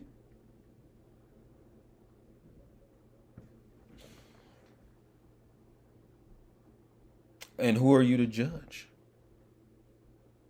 If you're Mr. Morale, can you judge people? And we're going to get into that with Kodak Black a little later. We're going to get into Kodak Black. We're going to get into that guy. We're going to deal with that guy. So are you the arbiter of what's right and wrong as a Mr. Morale? Who has the morale? Who has the perfect life where everybody else needs to fall behind and learn something from. They need to model their life after this righteous character. Because, I mean, for people that know about the Bible, I mean, there's a lot of stuff in there where the example, can't name it right off. It's not too much I want to put into this video about that, but just the whole thing of before God chooses them to go on this godly mission, they were not the ideal citizen or the ideal person. They were tainted by something. You know what I'm saying? So again, going back to Kendrick's The Heart Part 5 video where he's morphing into these different black men. Again, they're not your savior, and they are fallible. Like, they are capable of committing wrong. They are capable of making the wrong step. You know what I'm saying? Talking about step dancing and stepping and big steppers and all that. Because obviously we got Kanye, Will Smith, OJ. You know what I'm saying? We got all these different people. They made some wrong steps in the wrong direction. But does that overshadow, I guess, the good or the you know what I'm saying, the great things that they've done? They've been demonized ever since they did these things that you didn't approve of, or they were just, flat out wrong. So going back to that song Worldwide Steppers, when Kendrick admits to having sex with a white woman, I think that was I think for him, that was his step in the wrong direction. And you wouldn't know that until he would come out and tell it to you. He confessed it to you. That's his Will Smith slap. That's his going up on stage talking about, Beyonce had the best album of all time. That's his setup of a Chicago incident with two Nigerians where he was, racial slurs was, with the whole Jussie Smollett thing. That's the setup of that. So I can tell that Kendrick feels very guilty about having sex with those two women. Especially the second time, because he was married at that time. And it's not like we're dealing with celebrity gossip. This is what the man chose to make a song about. So he's making a confessional about this horrible thing he feels is horrible. Now, a lot of y'all don't feel it's horrible because it's like, especially the first, the whole thing about interracial dating and interracial sexual relations. But again, he was married the second time. He was married to his wife. So again, that brings back the whole 444 thing with Jay-Z. And how can you be Mr. Morale when you still have baggage that is detrimentally influencing your behaviors? So this is his path to becoming Mr. Morale. He's making the big step to heal, get over his demons, break generational curses, be a better husband and father. And by the end, he's Mr. Morale. But he had to take them big steps. So are you going to be a big stepper too, young man, young lady? Kevin Samuels, very hot name. Very hot name now that he has passed away. And a lot of people remarked how he was he was announced that he was dead like 5 days before Rich Wigga, Poor Wigga came out.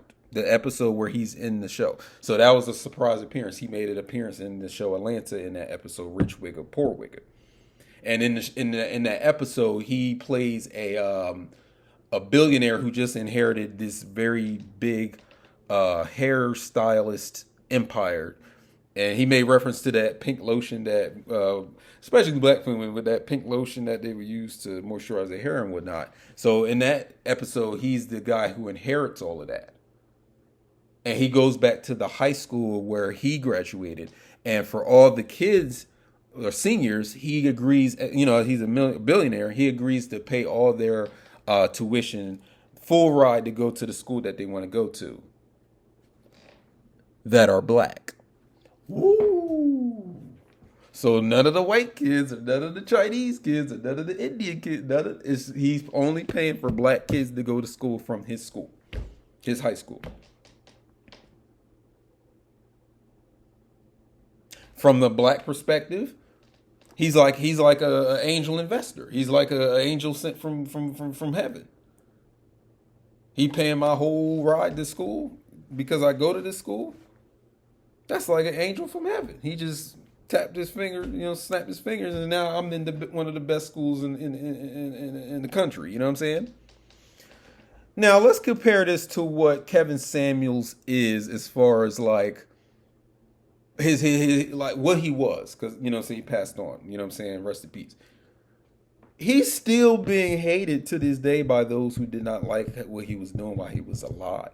And there was even some celebrities that were called out for, being happy about his death or celebrating that he died. So forget his life. The fact that he said something you didn't like, you know what I'm saying, had you feeling like he deserved what he got. Just for saying something controversial. A lot of people felt that, especially women, especially black women felt that way. Probably still do. But was his critiques done to hurt or help the black community, if that's the thing? Like, if you really sit here and listen to him, was he doing that to viciously and maliciously hurt? Or was he doing that to critique and help? I'm not going to answer that because I wasn't somebody that listened to him like that. I mean, you'll hear about him, of course. You'll see him on the social media. Someone's always, posting a video of his or, talking about something he's saying, even after his death, even now. You know what I'm saying? And knowing in the fact that he died, he's going to be a Christ figure now. I guess for the MGTOWs and the red pill men that, MGTOW meaning men going their own way. He's going to be that for the alpha males. He's going to be that Christ figure now for them. It's just like in Fight Club. In name or in death, his name is Robert Paulson. And it's funny that his name in the Atlanta episode his name is Robert Shea Lee. Kevin was a Kappa. He was one of the Greek letters organization. He was a Kappa.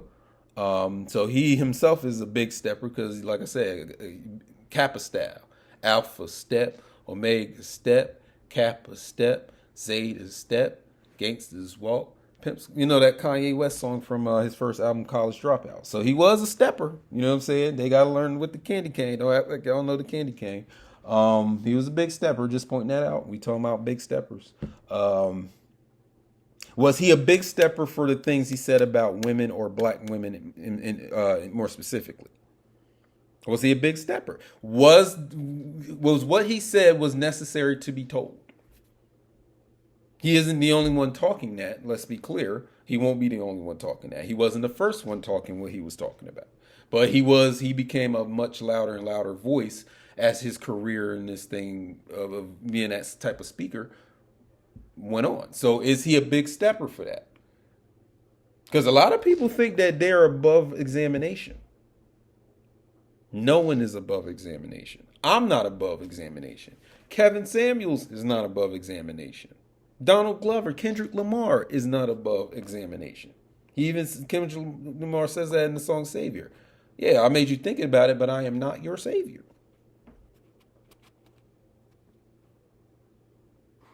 You know what I'm saying?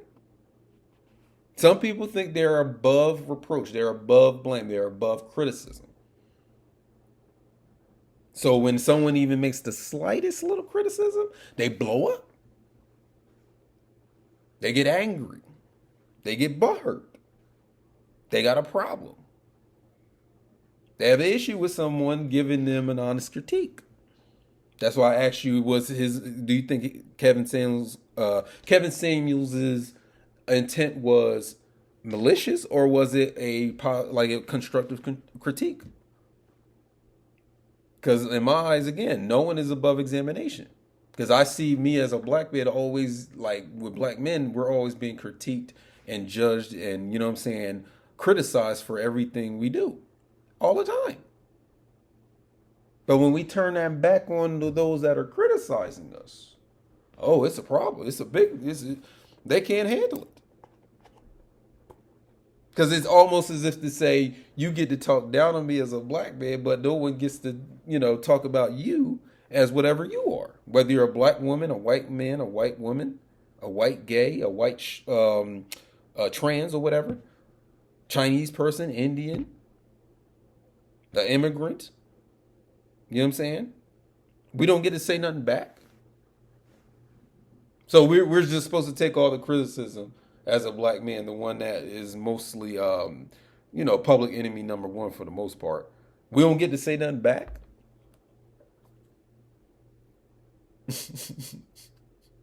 Wow.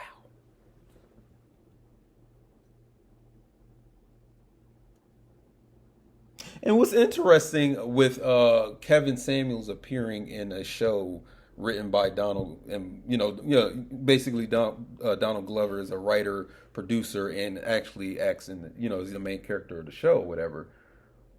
Did he say something that black women didn't like before? He said some stuff like that, didn't he? He did say that. He said on Twitter or something like that. He said something that black women didn't like. And then one of the description of the episode on Hulu, episode 9, season 3, Rich Wiggle, Poor Wiggle. The episode description says something like, "Why do they hate black women?" Because again, Donald says some stuff that black women ain't like, and obviously Kevin said, "You know what he is, you know what he been saying." I just saw like a little connection there. That's all. We cry together. I've mentioned it already. We cry together, but it ends with makeup sex, don't it? Now, this may be every day for people. They are a couple, you know what I'm saying, man and woman arguing. Now, when I listen to a song like that, I'm like, both the man and the woman is true in this song. They both spitting facts. They both okay, they're both talking facts and they're both having their own perspective. So I'm separating facts from perspective because some of the stuff that what the man and the woman is saying in that song is a perspective, not necessarily true. It's just a perspective. But there are things that are being said in that song which is true. And I would say men and women's complaints for each other or about each other are equally valid. But the thing is, do we seek to learn from arguments, debates, and fights? So again, is this malicious intent when I come with the criticism, or am I really trying to get somebody or some people to consider this thing that is being criticized and then making a change?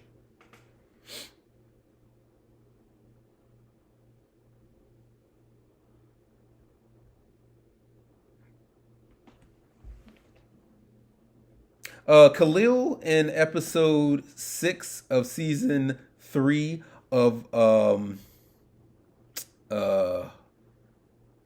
Atlanta. Atlanta. Khalil in that episode, White Fashion, where he's in a press conference with Al because they wanted Al to come speak on this racist thing that the fashion house did, because it's definitely an episode about how like H&M and these other high fashion houses were putting out images that were clearly racist. Like a black boy had a shirt that said "monkey," he's the best monkey or something like that. And then there was this sweater that had like a turtleneck and it had like red lips to make it look like minstrel show. So in this episode of White Fashion, they had the Central Park 5 jersey. And people know about Central Park 5. It was those 5 black men who got accused of sexual assault of a white woman. You know what I'm saying? But they were acquitted of that. They had to serve jail time for that. It's something they didn't even, or prison time for something they didn't even do. So in this episode, there's a fashion house out in Europe who creates this jersey, like a sports jersey, but it says Central Park, and then it has the number 5 as if you're on the team and your jersey number is number 5. So they get in trouble for it, but then they have to have like black celebrities or black activists come speak and apologize for them for the press. So Khalil, he's one. I guess he's supposed to represent someone from the Black Lives Matter organization. So he's on there and he tells them, racism will be over by 2024. And he's saying that because he don't believe it. He's saying that for the press to make the fashion house look like they're not racist when clearly they were doing something racist. And the fact that he's going to get something because of that. He's going to get money. He's going to get a gift. He's going to get tickets to go see Black Panther Part 2. And it really, Black Lives Matter has been in the news lately about what these women are doing with the money for Black Lives Matter. And was it even a organization that helped black people at all?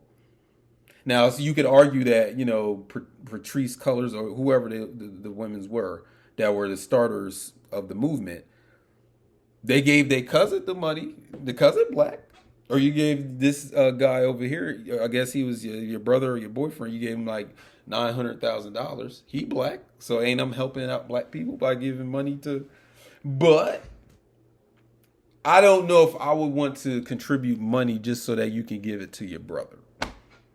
Because what about the communities that are suffering from, the so-called police, dealing with the police and the gentrification and all these different ailments of black communities? How come that money didn't go to that? Now, again, you can argue that she just put money into something that would eventually help the black community. But we don't know that. We don't know where the money went. You know what I'm saying? We don't know. She was trying to build a real estate empire. That is what I heard. You know what I'm saying? That's what I heard. I don't know. But regardless if I know or if I don't know, I love when you count me out. I love when you count me out. I love when you count me out. Another Kendrick song on the album, Count Me Out. Going back to the fact that I chose to leave Twitter, Facebook, and Instagram. I chose to get away from that. Because I love when you count me out. Now, I'm not saying I was some big figure, you know what I'm saying, some big shot figure in those arenas.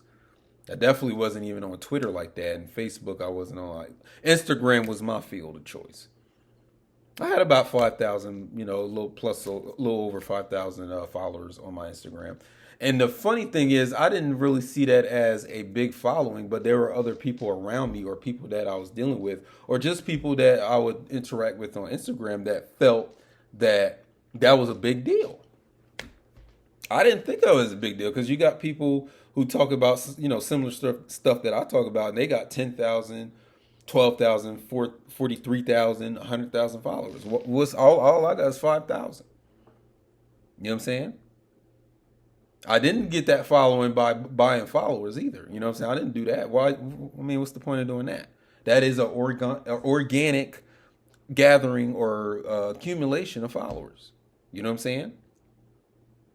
But again, you got other people who don't think the same way. They think that you in the big leagues because you got that many followers. You know what I'm saying? Because, and then in comparison to what they got, they may just have like 300 or 400 or just 1,000. And we're sitting up here judging and evaluating people based on how many followers or subscribers they have. And I just think that's totally ridiculous to me. You know what I'm saying? Because again, it's like like I got 5,000 and this other person who's talking about consciousness and wokeness and they got like 50 or 500,000 followers. What's that supposed to mean? Because you can even look at the message coming from that page with 5,000 or 500,000 followers, and it's not really a deep message. Like it's surface level. It's surface level wokeness. It's social justice wokeness. Like it's not really any depthical or nothing deep being talked about. And it's stuff that people want to hear because it's nothing to think about. It's just reaction, emotion, reaction. But on my page, there was much to think about because that's the way I wanted it. People praise me for my captions more than the image on the post. I would get more praise for the caption work because I'm a natural writer, you know what I'm saying? So, but I love when you count me out, and I counted myself out, you know what I'm saying? I got tired of it. I committed what you would call social media suicide. Because, again, people will be like, why would you get off of there and you got 5,000 followers? I don't care that I had 5,000 followers. That's the point. Y'all care about that. I don't. I mean, it was. I will say it was helpful in the sense of getting people to feed into what I was saying, and you know what I'm saying. Trying to sell something to them. Like if I had services, yeah, that's a good way to network and to get people, let people know that you have these products and services and selling it to them. But outside of that, it's like I don't care about it. And I was willing to cut and pull the plug on it. I don't know if you're able to do that, but I know I was. I love when you count me out.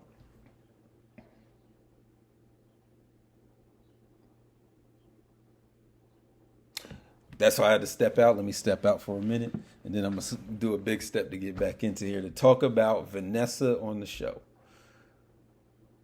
Van, wild woman. If you ever see a woman with that, they know this book. These women having this book. It's the wild woman archetype. I forgot if that's the exact title. They know what they. If you watching this right now, you're a woman. You know the book I'm talking about.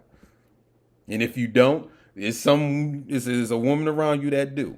It's this book called The Wild Woman Archetype or The Wild Woman Thing or whatever. And it's this book that, I never read it, so I can't judge it. I can't sit, and maybe it is helping you as a woman, but I'm suspicious about that book. I don't know if it makes women wild out. I don't know. Now, if you're freeing yourself, you're liberating yourself, you go, girl. But, I'm a little wary when I see them. It's in their library. It's in their book collection. I'm like, okay, you got that book. All right. It's Wild Woman Archetype. I'm aware of that book. You know a book I'm talking about. Don't act like you don't know what I'm talking about. You know the book.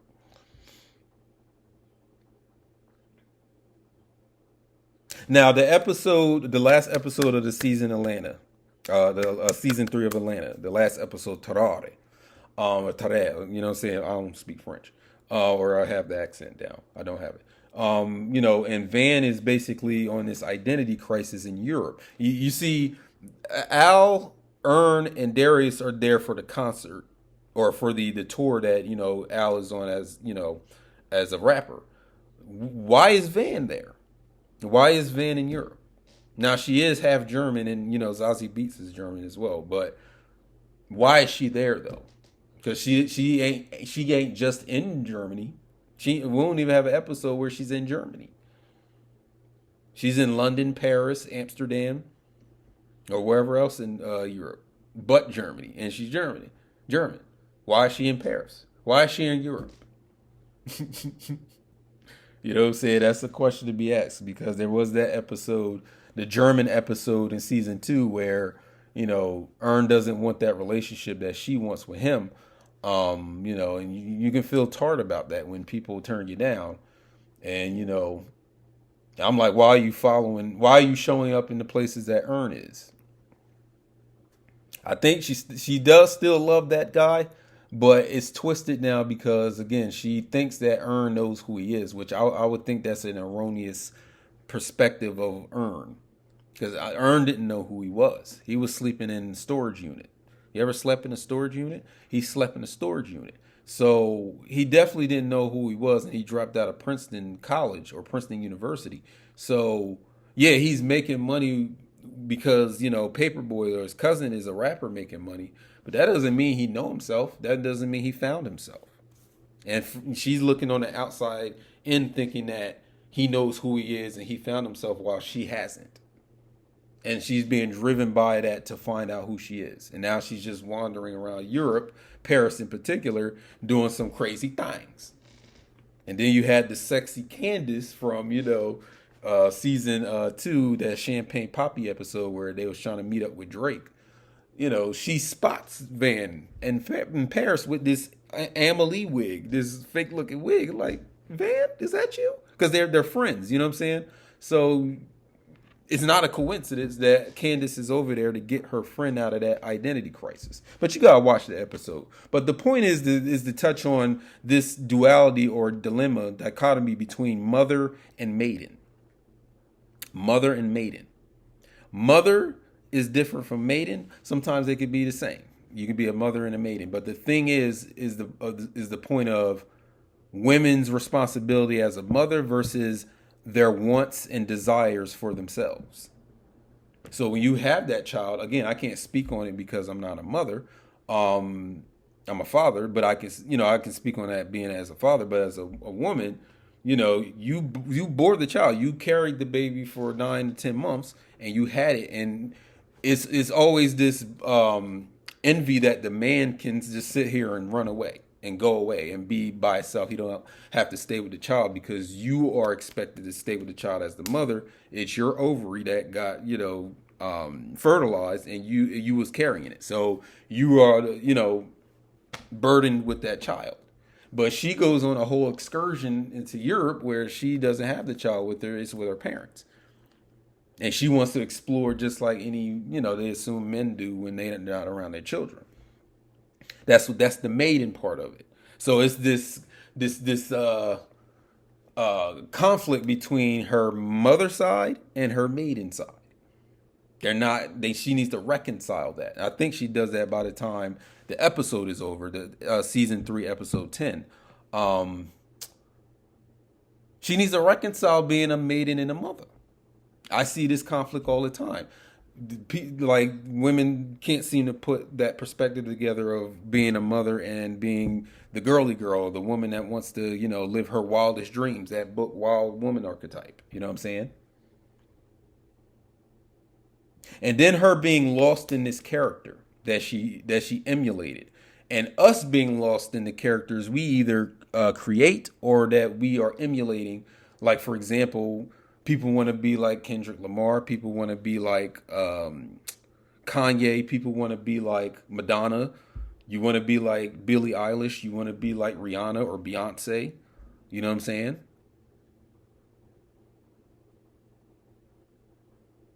You want to be a big baller, big superstar rapper like Rick Ross. We emulate these characters. We create characters that are like these characters. And we go online and we live that life. But is that an escape from who we actually are? So Candace over there in Paris, her friend, Van's friend Candace coming to Paris was a omen for Van to wake up from that dream. That's not her. Living a lie. And I also saw that episode Terrar as, why would you call this after this guy who, is named after some French man from the, or French boy from the 1700s that would eat anything. He would eat rats. He would eat tons and tons of food. He was known to eat a baby. He would just eat anything and never get fat from eating or anything. And he died real early age. I think it was like 17. And I'm seeing that as a metaphor for the culture that we may be in, where it's a consumer culture where we eat and eat and eat everything. Like a gluttonous, greedy culture. Just like that boy Terrar. You know what I'm saying? Kind of saw that. And then y'all be over there in Europe, doing some urination services. You give a guy that wants to pay for some urination services. You know what urination services are. You get $6,000 in Dubai, sir. You know what y'all know what y'all be doing over there. That episode was definitely dealing with that. So while, the whole R. Kelly, he was said to urinate on that girl, but Candace and Shanice, by the end of that episode, urinated on a sexually perverted man. Who's wrong in the situation? Who's really right? Who's really the Mr. or Mrs. Morale? Kenny Christ, Kung Fu Kenny Christ, floating over the ocean. Kenny gets chased in the N95 song, which is a reference to the mask that you wear for the COVID, or just for when you're around fumes, you wear this N95 mask. So you hear the song, Kendrick is on like, take it off. That's probably my favorite part of the song. He's like, take it off. Take off the foo-foo. Take off the fake personality. Take off the likes. Take off the subscriptions. You know what I'm saying? Take off the favorites. Take off the Twitter account. What do you have? Take it off. Take it off. Take it off. Take off that facade. Take it all off. Take it off. And what do you have? When you take all that facade, you wipe it all. Let me look at your makeup. What do you have under that? Take it off. I love the video to N95 too. I love that. I love the my favorite part of the video is where I got two favorites. The first part is when Kendrick is running from them dudes. That's funny. And then the other part is where there's sparks coming down off the screen. He got his hoodie on, and he said, "What the f is cancel culture?" Love that he touches on cancel culture in this album, Mr. Morale and the Big Steppers. He attacks in his own way that cancel culture. And he's basically saying, I'm going to say what I want. Because I think he's at a point where he's like, you can't even cancel me. How you going to cancel somebody that won a Pulitzer Prize? You can't cancel Kendrick.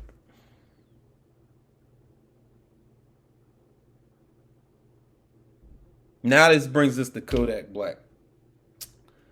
People had a problem with Kodak Black being on the album. Two prevailing reasons. For one, Kodak Black isn't considered to be a woke conscious rapper, and doesn't have the lyrical skills or the lyrical power. They just don't put Kodak on that level of Kendrick.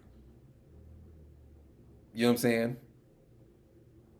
Because they were saying, how you gonna put a mumble rapper next to a Pulitzer winning rapper? All the Grammys in the world, Kendrick got. You know what I'm saying? How you gonna put them on the same song? Like, people got a problem with that. Second reason people had a problem is that Kodak Black himself, Mr. Octave, he was charged with sexual assault when he was 18, and he went to jail for it. So it's almost, they were saying like Kendrick was okaying or co-signing that activity by putting somebody like Kodak Black on his album. And I say you both don't understand the reason why Kodak is on the album. You don't get it. Take it off or leave it on. Leave it on.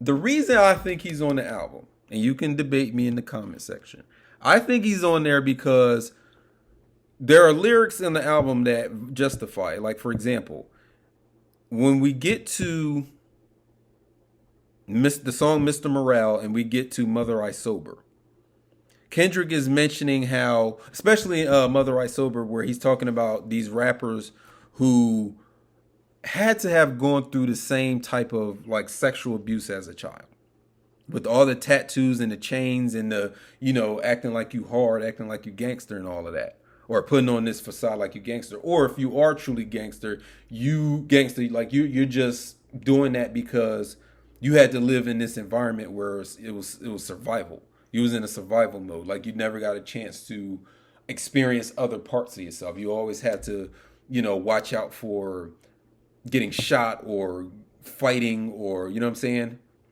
It was a dangerous environment and it traumatized you. But Kendrick was directly getting at how these rappers, he can see that they were touched as children. I think he thought that of Kodak Black.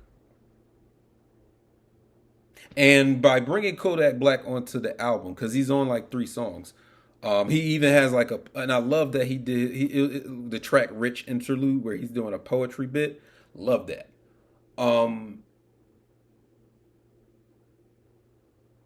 And then there's another lyric in the song Savior where, was it Savior? Where Kendrick is saying they wanted me to be pro-black, but I'm more Kodak Black. What do you think that means? Because I'm always interested in a rapper's pen. Y'all just want to jam your head to the beat and have something to exercise to or drive in the car. Something to drive to. I'm paying attention to a rapper's pen. What is their pen game? How depthical is the subject matter of their pen? What are they writing about? Because I'm a writer, author, so poet myself. I pay attention to lyrics. He said they wanted me to be pro-black, but I'm more Kodak Black. So I think also with him, Kodak being on the album, Kendrick is detailing that I'm no different from this dude. Y'all try to make this separation between me, Kendrick, this is Kendrick talking. Y'all trying to make a separation between me and somebody like Kodak, but we're the same. How am I any different from him? I grew up in the same type of environment as him. What makes us the two of us any different?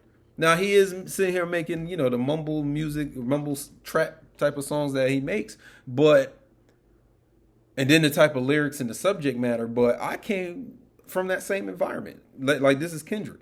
He came from that same environment. He's been rapping about that since Section 80 and maybe the Section 80 album and before. And evidently, if he thinks that these rappers were also touched in that way and sexually abused in that way, he would find some similarity or some kinship with Kodak Black. This is why I'm excited to see what type of project Kodak Black makes after being on a Kendrick album. I'm excited to see what his growth is, like what he's going to be rapping about. But a lot of y'all won't give him the time of day because you're stuck on the fact that he was accused of a crime. This goes back to the Heart Part 5 and being the Mr. Morale. I take the wrong step because I was in the wrong environment. I was in the wrong neighborhood. I grew up over there. I was there. I was traumatized. I was touched. Anything that can happen to people in the hood, it happens. Now, I'm not saying you should excuse the things that I do because it is ultimately me making the choice to do something or not. But give me a little bit more empathy and sympathy for the fact that I came out of that type of toxic environment. So with Kendrick, or excuse me, Kodak Black being on the album, Kendrick is bridging a gap between the rap. Because y'all are the ones out here making it sections of saying this is mumble rap, this is woke rap, this is trip hop, this, you know what I'm saying? But it's like these dudes all came from the same environment. So I even see Kendrick mentoring Kodak. That's why I'm excited to see what type of music, because I don't listen to no Kodak Black. Do I look like I listen to Kodak? Look me in my face. Do I look like I listen to that? Now, I'm not saying that I don't listen to that type of music or get a jam off of it. It's good workout music, but I don't listen to him. Like, I don't get into him. And he is one of those rappers or one of those black men that black women don't like. He said something about black women. He sees like Kendrick addressed cancel culture. A lot of that cancel culture, black women are a part of. And they be sitting up here thinking they can cancel people on Twitter. And it's like, well, life is beyond Twitter, my love. And y'all be out here trying to cancel folks. And it's like, who out here is above reproach? You say you're trying to cancel somebody. Well, let's look into your life and see if it's all sparkly clean. We've all done a couple things in our life that we're not too proud or happy about or would dare to put on Instagram or Twitter. Let's keep it a whole buck.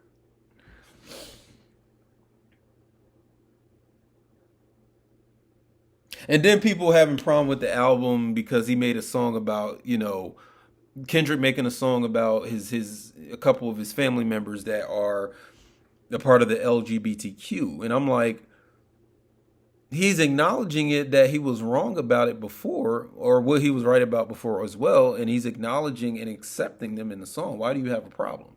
Let's move on. We won't spend too much time on that. The whole thing, Darius. I see a lot of myself in Darius. I think me and Darius are in the same character. That's who I see myself in. If you were to see that show, I would definitely be more Darius type of guy. You know what I'm saying? My testicles are fine too, just because I know in the show his testicles were damaged where he can't have children. So I have kids, so that's not something I deal with. Because I am that type of introspective, weird type of dude. You know what I'm saying? I am that type of guy. Cat's out the bag. Lion out the bag, or shall I say. You know what I'm saying? Big lion with the mane out the bag. Dealing with Kanye's skirt, Kid Cudi's wedding dresses, and Lakeith Stanfield's stockings. These pictures or these videos where we're seeing them wearing women's clothing. Or appears to be women's clothing. I don't know if they're doing that to pander to the LGBTQ, or if we know something about them that I don't know if we don't know these rappers. I mean, Kodak was on the, Mr. Morale, Big Steppers. He was doing a lot of confessional things too. So again, I think Kendrick had him on there not only to bridge the gap, but to mentor him and also to be willing to accept somebody even when they've done wrong. Because again, he feels that okay, he had sex with the white woman. That's a taboo in the pro-black community. You can get ostracized for that. That's a big step. Mr. Morale, big stepper in confessing that to the world. You know how many people are going to listen to the new Kendrick? They was waiting for him to come out. Now I hated when they was talking about how he hasn't been out since 2017. Bogus. He made the Black Panther soundtrack, and then he was on Baby Keem album.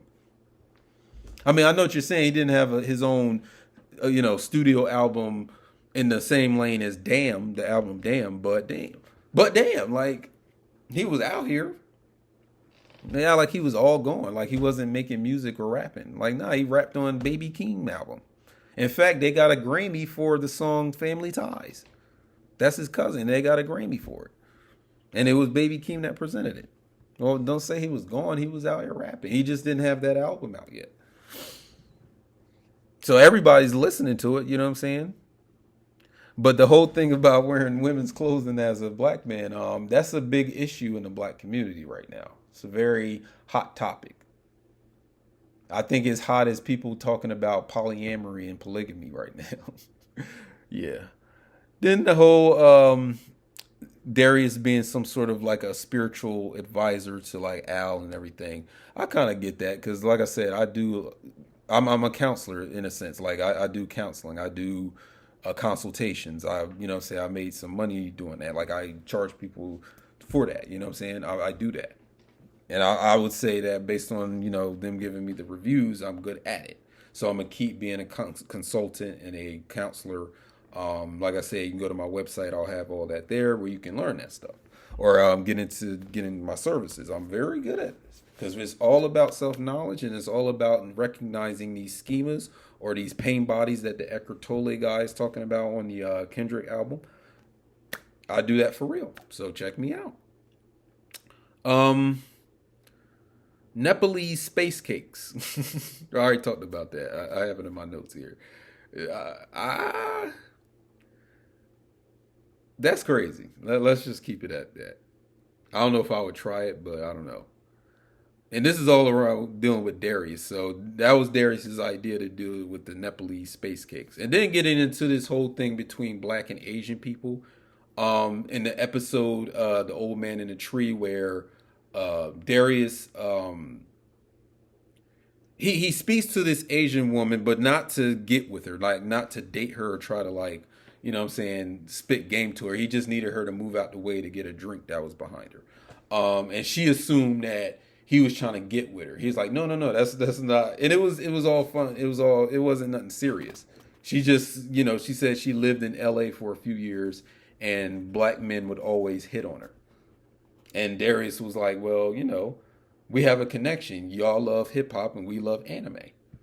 You know what I'm saying? They kind of, and it was starting like it was going to be like a good friendship between them because Darius didn't take any offense by her saying, oh, I have a husband. Like she said she had a husband or a fiance or something like that to let him know that, she's not looking to date him. But he didn't take any offense. He said that, if black men are hitting on you, it's really because we have this meshing of cultures. Like, again, I like anime. Now, that doesn't mean that I got to pursue an Asian woman as a dating or sex partner or anything like that. You know what I'm saying? But it's just the whole thing of our cultures merging. Miscegenation is going to happen. You know what I'm saying? They say we all going to be brown and beige by 2050. So the whole thing about white and black and all that is going to be a dinosaur of the past. Is everybody going to be beige? It's all going to be mixed in together. All y'all want to stay and keep it pure. It's going to be all mixed in together. It's going to be all swirled. Some people ain't with the swirl, but by 2050, it's all going to be swirled. And then Kendrick, him and the white women. Because again, if black women or just the black community, you know that you done had sex with some white women. And even the opposite, you know what I'm saying? Black women having sex with white men. You could be ostracized from that pro black movement or that conscious black movement. You know what I'm saying?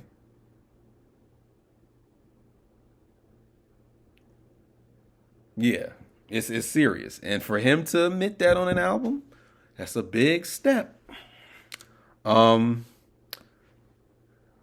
and we're at the end of this thing, and like I said, I hope you. It wasn't a very thorough review of Atlanta because we can go into so much different more things. We can actually deal with that in the comment section if you would like to, where we can really kind of dive deep and like you tell me your opinions about Atlanta or even Mr. Morale and the Big Steppers and stuff like that.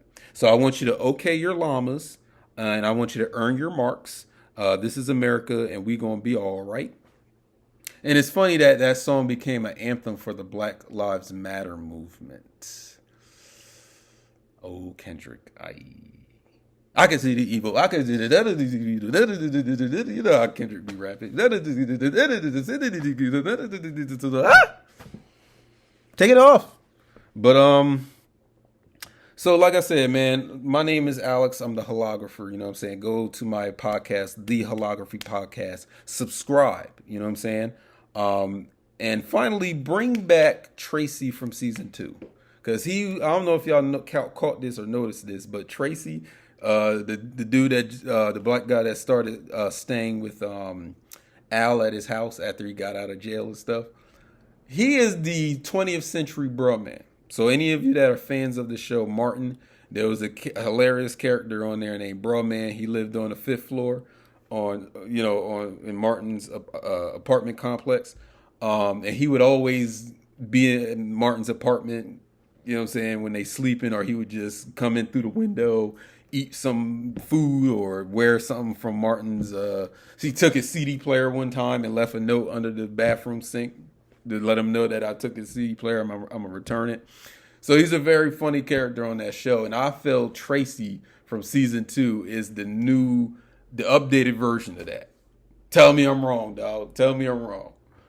He is Bro Man 2.0. He is a beloved character, and a lot of people I've seen, they wanted him to come back for season 4 because he wasn't in season 2 because they went over to Europe and experienced a new type of racism or another kind of racism over there in Europe, because there's this prevailing attitude that Europe isn't as racist as United States. But I guess part of what the show was trying to show, you know what I'm saying, pun intended, is that they have racism over there. It's just different. Like the whole thing of Santa Claus is coming to town. The season 3, episode 2, episode 2, where Ern and Al start seeing these European people, these white people with blackface.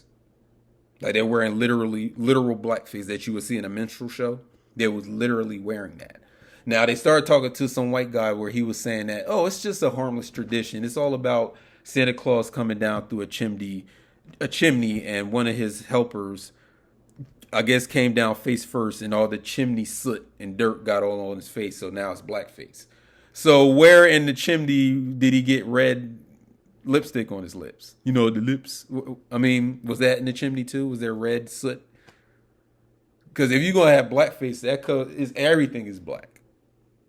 Like if you went down a chimney, your whole face would be black. It wouldn't your lips wouldn't turn red. I wouldn't think, unless there was some sort of chemical in the soot that turns your lips red or something. It swells up your lips.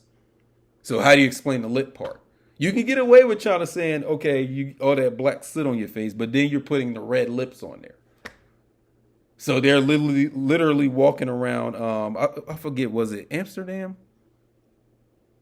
I forgot which city they were in Europe, but they kept seeing these white people because it was around that time. I guess it was around Christmas time. I don't know. It was around the time where these white people over there in Europe celebrate Santa Claus, or they call it Santa Claus. But then Al is about to perform his rap song at the concert, but everybody in the concert, like everybody in the stands, have this blackface on, and they have afros on. So where does the afro and the red lips factor into some kid going down a chimney?